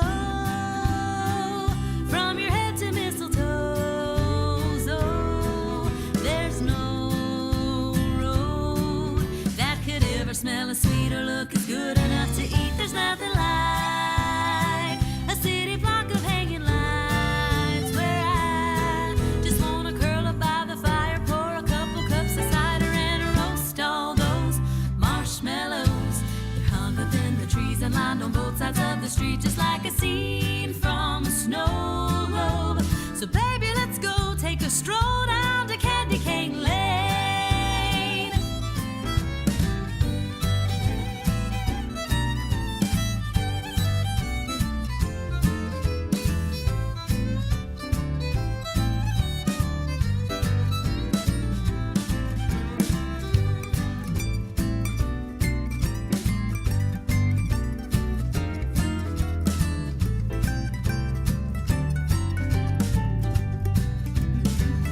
You'll be all aglow from your head to mistletoes. Oh, there's no road that could ever smell as sweet or look as good enough to eat. There's nothing like a city block of hanging lights where I just wanna curl up by the fire, pour a couple cups of cider and roast all those marshmallows. Add a pinch of cinnamon and suddenly the world begins to taste like December. And you'll always remember coming down to Candy Cane Lane. Just a couple licks from the minty sugar stick and everything turns wintergreen. On Candy Cane Lane, 1 block from Gumdrop Street. HLE Radio, Candy Cane Lane, right there. That is Lindsay Huggins, and it is Christmas time. So let me see what we got. Yesterday was 12 days before Christmas. Today is 11, so I'm adding another Christmas song to the list. So each day for 12 days, I'm adding a day to the Christmas playlist. Till we'll get Christmas Day. It will be all Christmas music. Oh, okay. And then Christmas Eve, Christmas Day, we'll play all nothing but Christmas music. And then when I come back, we'll go back to what we're doing now. So That's awesome. My special guest still, Shelly Wilson and Jan Thompson. And, boy, I tell you what, we're a little bit over, but that's okay. I know the management here, so we're okay. They won't throw us out or anything. No, we're good. no, We're good. Okay. We're good. Here's the thing. First of all, let me say I have thoroughly enjoyed this morning. This has been us too. This has been great. So thank you both for coming. I mean, Absolutely. you know, we Our could pleasure.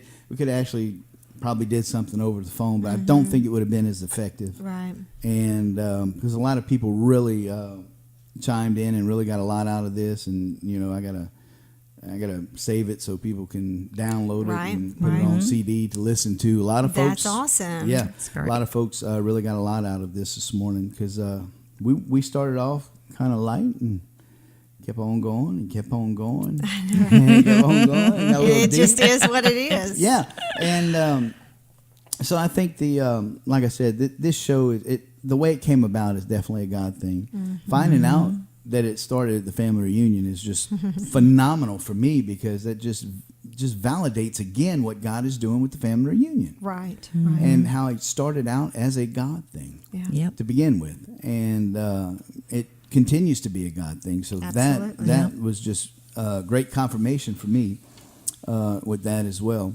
But then to know what he's doing, and then to know that the show is going to be unscripted. But one of the first subjects that it's going to be on is how God speaks. Yes. And he speaks differently to each of us. Absolutely. And when you know the way God speaks to you, that's very important to know how to hear his voice. And I am so looking forward to the first show. I know how God speaks to me, but I'm interested to hear how God speaks to other folks. And then also to maybe someone who doesn't know how to hear God's voice, will this show maybe guide that person who doesn't know? Will it maybe kind of give them a guidance to start to hear God's voice, maybe, or a direction where they can maybe try to learn how to hear God's voice? Oh, I think so, for sure. Don't you think of freedom? Oh, yeah. I think often God is already speaking, and just we have not understood how to recognize his voice. Yes. And, we share we kind of went around the table sharing some personal experiences because we all hear differently. Right. And I do want to say that, we all are firm believers God speaks through his word. His written word is Jesus in written form. Yes. And his very heart is on the pages. And so, we believe everything goes back to the word. However, that does not keep God and the Spirit of God from dropping something in my heart in my prayer closet. Right. Right. I don't necessarily have to have my Bible even open. I can be vacuuming the house. In those who have heard me on this show before know I don't read music. I don't write music. Right. I have no skill. But the way God had to teach me how to write music was to hear when he begins to write. And so for me, the way it works, and this is hearing God's voice for me. Yeah. He speaks to me in a language I understand, which is music and poetry. So I will hear a melody stirring in my head very much, and we try to be specific, very much like if you have a song stuck in your head that you can't get rid of. Right? But I'll have a song I've never heard before. Okay. Stuck in my head and just going around and around and around until I just start singing it out. I don't know what the next line is going to even say until it comes out of my own mouth. Okay.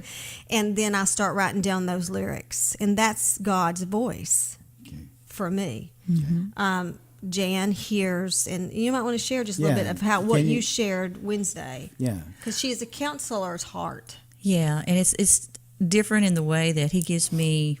It just comes upon me that I hear a word, and I will know when something that I need to speak to that person, and that no one else could possibly know but them.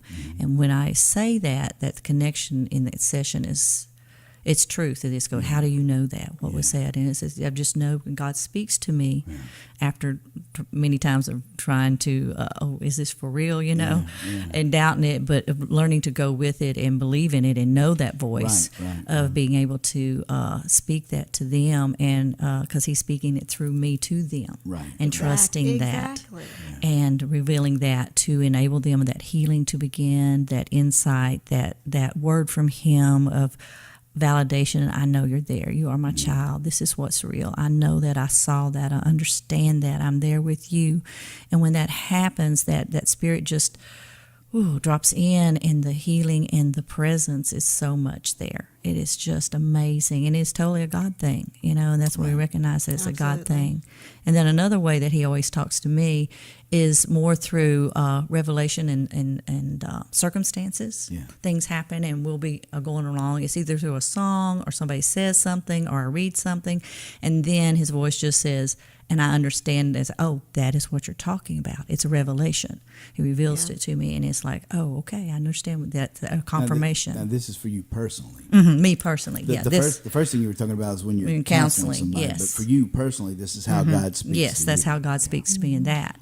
And so there is, and that's the thing is, there's different ways that and uses that he uses us, and to be open to that. And that's one of the things that we talked about, is that everybody is different. Just like he's made us, we are uniquely made, individual. And so don't be thinking that you have to be just like Shelly, and it comes in this way, or you have to be like Hunter, or you know, God's going to give you what you need. He's going to reveal to you your own relationship and connection with him, and how he speaks with you, and you just have to trust that and go with it, and understand that, and believe in it, and accepting of it, and not doubting it. But it is amazing when you really hear that voice, and you know, and that clarity comes, and that's part of that spirit. You know, when you're in the spirit, there's nothing like it. That revelation comes. That's why you have to. That's why you have to be in tune. That's why you have to be. You have to be. You have to be. And you know, it's a training. It's a training. I mean, let's let me not be tomorrow where I am today. And I say that all the time, because we have to be where we don't want to stay in a stagnant position. But for me, the Lord began speaking in poetic form, which was unusual for me. But here's the importance of hearing his voice, Hunter. Jacob's Well, which you and I both know well. Yes. Susan had asked me, she's the director, the pastor over it. She had asked me, Shelly, would you pray about writing a poem for every woman that graduates Jacob's Well? That freaked me out, because, I kind of don't like deadlines and everything, because, you get into this place with the Holy Spirit where you don't want to put any bondage back or, deadlines on him sometimes. But she was hearing from the Lord, and the Lord was going to stretch me in that. So I prayed, got the word from the Lord, and I said, okay, I will. So here's how this works. So this week there were 5 girls graduating. All I get from her is a picture of the girl and the name. That's it. And then I have to go to my prayer closet, which is the foundation. If you're ever going to hear the voice of God, you better get a prayer closet. It can be on a couch, in a bed, in a real closet. I have a real closet. I go into my real closet. Okay. That is where you are trained to hear the voice of God. Period. You can't, listen, we've got to come out of this mentality that a 5-minute devotional trains us to hear the voice of God. No. It is time with him. We learn our best friends by spending hours with them. He is my best friend. Absolutely. My best friend. I go to him with everything. And so for every woman, I am very mindful. These are women coming out of addiction. Do they need a word from Shelly? No. I don't need a word from a man. I need to hear from God. They need to hear from God. And I'm like, Lord, this is so significant. I can't mess this up. I mean, I've had to learn Lord, I've got 5 poems. I need 5 poems, each one uniquely for that woman. And every time, Hunter, it's exactly what they needed. I could have never known. Sometimes their names mean something biblically, and so it takes me back to the Word to find out where that is. And that happened several times this week. Other times, I look at the picture, and one of them, we shared this. I heard him say, bright-eyed and bushy-tailed. And that, I never knew that there's a scripture that talks about David having bright eyes when he was chosen as king, that he was a bright-eyed boy. I went, Lord, you always go back to your word. I'm not doing anything outside the bounds of the word. No. I'm going back to the word. But if I don't hear the voice of God, I miss the mark for those women. Right. That's how important it is to hear from God. Yes. You know? It is. Jacob's well. Yeah. I'm going to go sidebar here. Okay. C4 was the connection, right? That was absolutely the connection. Which is actually the first family reunion. Yeah. Again, the Yeah. family reunion. God connection again, man. I love it. I absolutely love it, and it's just amazing. So, I can't wait to hear just the different ways that God speaks to folks. For me, and I have that closet time as well. Right. And my closet is from the time that I wake up in the morning. Through my whole shower process from driving and getting to here before I start this. That is my alone quiet time where God will give me whatever he wants to give me. Right. And I pray along those lines, and that's an everyday occurrence. Every day. It's a that's my, and sometimes there'll be times where I'll shut the doors in here and I'll say, okay, man, I need to just sit here quietly and wait on the Lord and just listen. Not travail or anything, but just quietly sit and wait on the Lord. But the whole process of this thing of hearing from God, for me, I'll have something in my spirit, right? And it'll be there for a while, and I'm like, okay, right, stirring, yeah, and I'm like, is this, And true to form, somebody will come by and will confirm that. Absolutely. They don't know anything about what I'm doing, nothing at all, but they will confirm it. And again, somebody else will come by. I'll get 2 confirmations on it from 2 separate people who know nothing about what I'm doing, what's in my spirit. And once that second confirmation comes, then I know it is definitely the Lord who has said, and it's not me. Right. Yes. And that's the way the Lord speaks to me on things, big things. Yeah. And then then there's the things that I get in that closet, like you say. It's him because the only 2 people that are talking to you in the morning, exactly, is you and him. There's no room for anybody else in that closet. I'm thinking it's like that for you as well when you're in your closet. Oh, absolutely. Because everything else is tuned out. There's no. It's just me and God. And the only voice I'm going to hear from that time to this time is him. Right. Because everything else is just blocked out and tuned out. Yeah. Yeah, and he's been really gracious to me because let's face it, we all doubt what we're hearing sometimes. Absolutely. Yes. Absolutely. And let's also just be honest and say sometimes we miss it. Oh yeah. Sometimes we miss it, and that's okay. It's okay. It is part of the learning process with the Father. You said something about confirmations. The Word says, "By 2 or 3 witnesses, He will confirm a matter, and or establish a matter." It might be confirmed.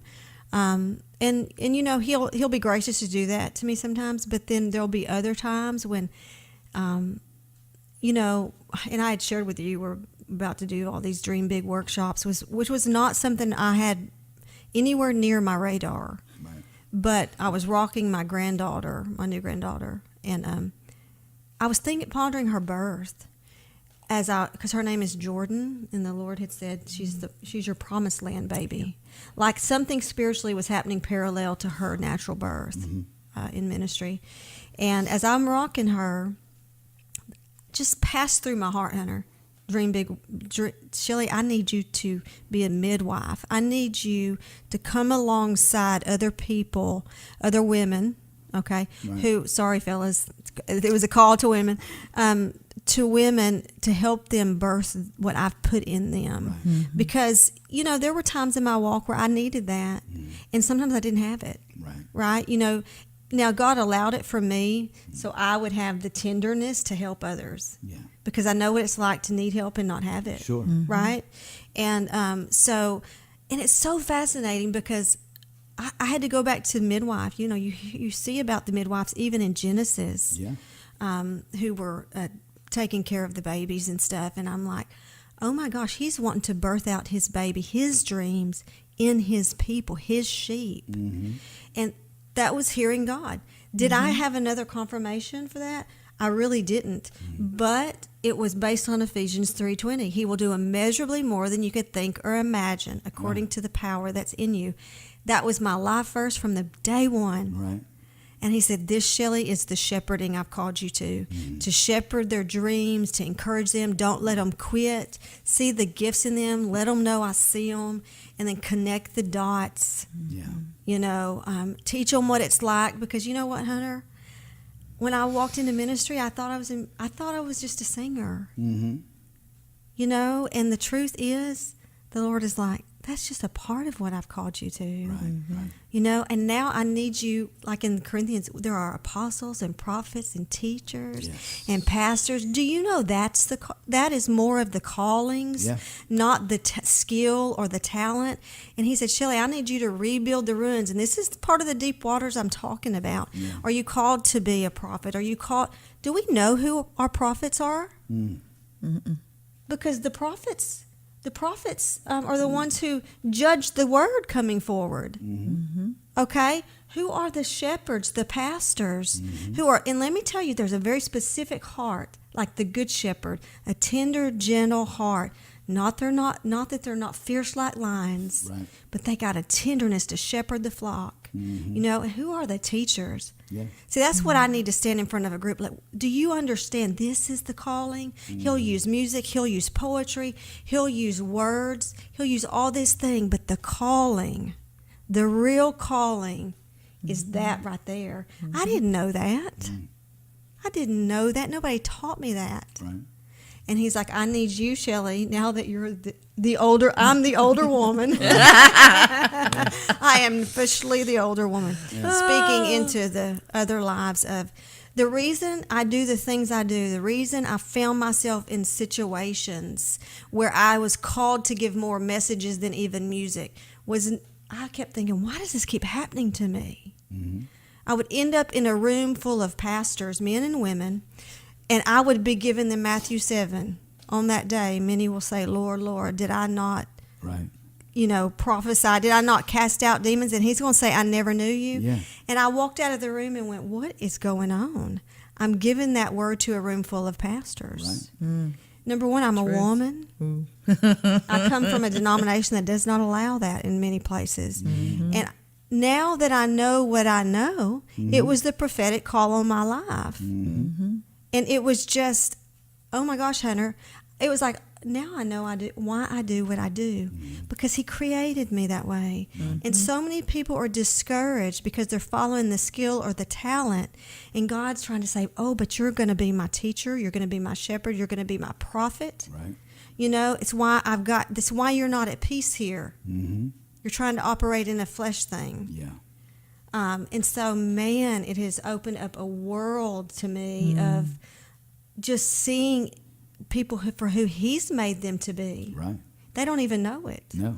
You know, amazing thing to see. Yeah, it is. And that's the heart relationship with Christ. You know, when you take the time to have that heart relationship and want to get to know him and spend time with him, therein lies the benefit. Oh my goodness. Joy is unspeakable. Yes. It really is. No matter what you're going through, you still have the joy. It's there. You know, just brings us just to mind right now. I don't know how many times I've went to my little church and they've asked me to get up and sing and I'll whatever. You know, I'll use my talents however they want to do. And I look and I look at those folks and they're so discouraged. And you can see it they must have been beat up all week long, and here I am walking in victory, man. And I'm like, you know what? I've been, how do you? Oh, you must be miserable. I see it on your face. And where's your victory? Do you serve the same God I do? You literally have the same. You can get to him the same way I can. How is it that I'm sitting here on fire and you're so, and I'm like, it's like trying to prod cattle or something, man. You're just so dejected, so down. And I'm like, how do you live life like that? And you're trying to cheerlead them to, come on, man, you can. And I'm like, oh man, this is sad. But you see it all over. Oh, absolutely. You can see it on people at Walmart. You can see it on people down the street. You just see it, and you're like, where's your joy? Where's your happiness? Yeah. Where is it? Yeah. Well, a lot of it's because they're not doing the very thing they were made to do. That's right. Absolutely. You said it. And they're wandering aimlessly. You said it. Wandering aimlessly with no purpose. And when they're doing that, it makes it so easy for Satan to steal, kill, destroy, and devour.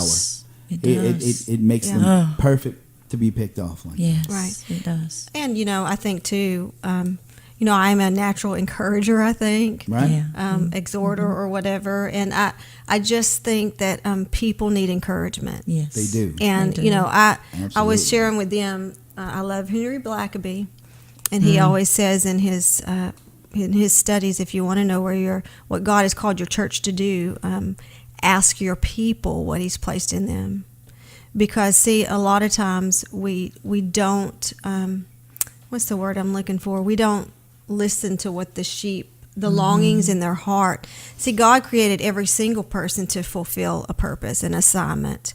But many of them are just sitting there listening. Like if I'm up there sharing a message, they're just a spectator in what I'm giving. Right. When the truth is, I'm called to pull them to their place in purpose with Christ. My job is to pull them forward to that greater place in destiny with the Lord. Many of them are just going to church every week and receiving a message, never understanding that God wants to activate in them that very little seed that He placed when He formed them in the womb. And like you said, we have sadness, we have no purpose, we have suicide, we have, and it's no joy. But too, Hunter, and Jan can attest to this, there is so much brokenness not being tended. Yes. Jesus does not require us to pull ourselves up by the bootstraps. That is man-made. There is a time to deal with sorrow, grief, loss, and to heal. Otherwise, we can't move forward in destiny. That's true. That's true. So many times we try to go forward without healing. Yes. Oh, and I've done it. Oh my goodness, I've done it. And you can't. No, that's disaster. You just can't. That's just disaster. It's going to come back. It's just right there. It's going to stay, and it's going to come back around, and it's going to pull you down. Absolutely. In that pit right again. Well, I tell you, again, thank you both for coming. Thank you. And Thank you so excited much. about this show. I just can't wait. It's going to debut Tuesday, which is January the 1st, 9 p.m. Central Time. And it's called Deep Waters. And, boy, I can't wait. I really can't wait. I know it's going to be some good stuff to hear. But, again, let everybody know, Shelly, where they can find out more about Shelly Wilson Ministries. ShellyWilsonMinistries.org. ShellyWilsonMinistries.org. Yep. And you got magazines and all kinds of stuff. Yeah, and I'll have a new poetry book soon. Yeah, cool. Yeah. Cool. So good. Well, I guess that's going to do it for us today. I think we covered quite. I think so. I think so. And all y'all out there, have a Merry Christmas. And as I always say, let the Lord lead and guide you where He may. Talk to Him, spend a little time with Him, tell you love Him because He's got a good will towards you. And I'll see you Monday. All right.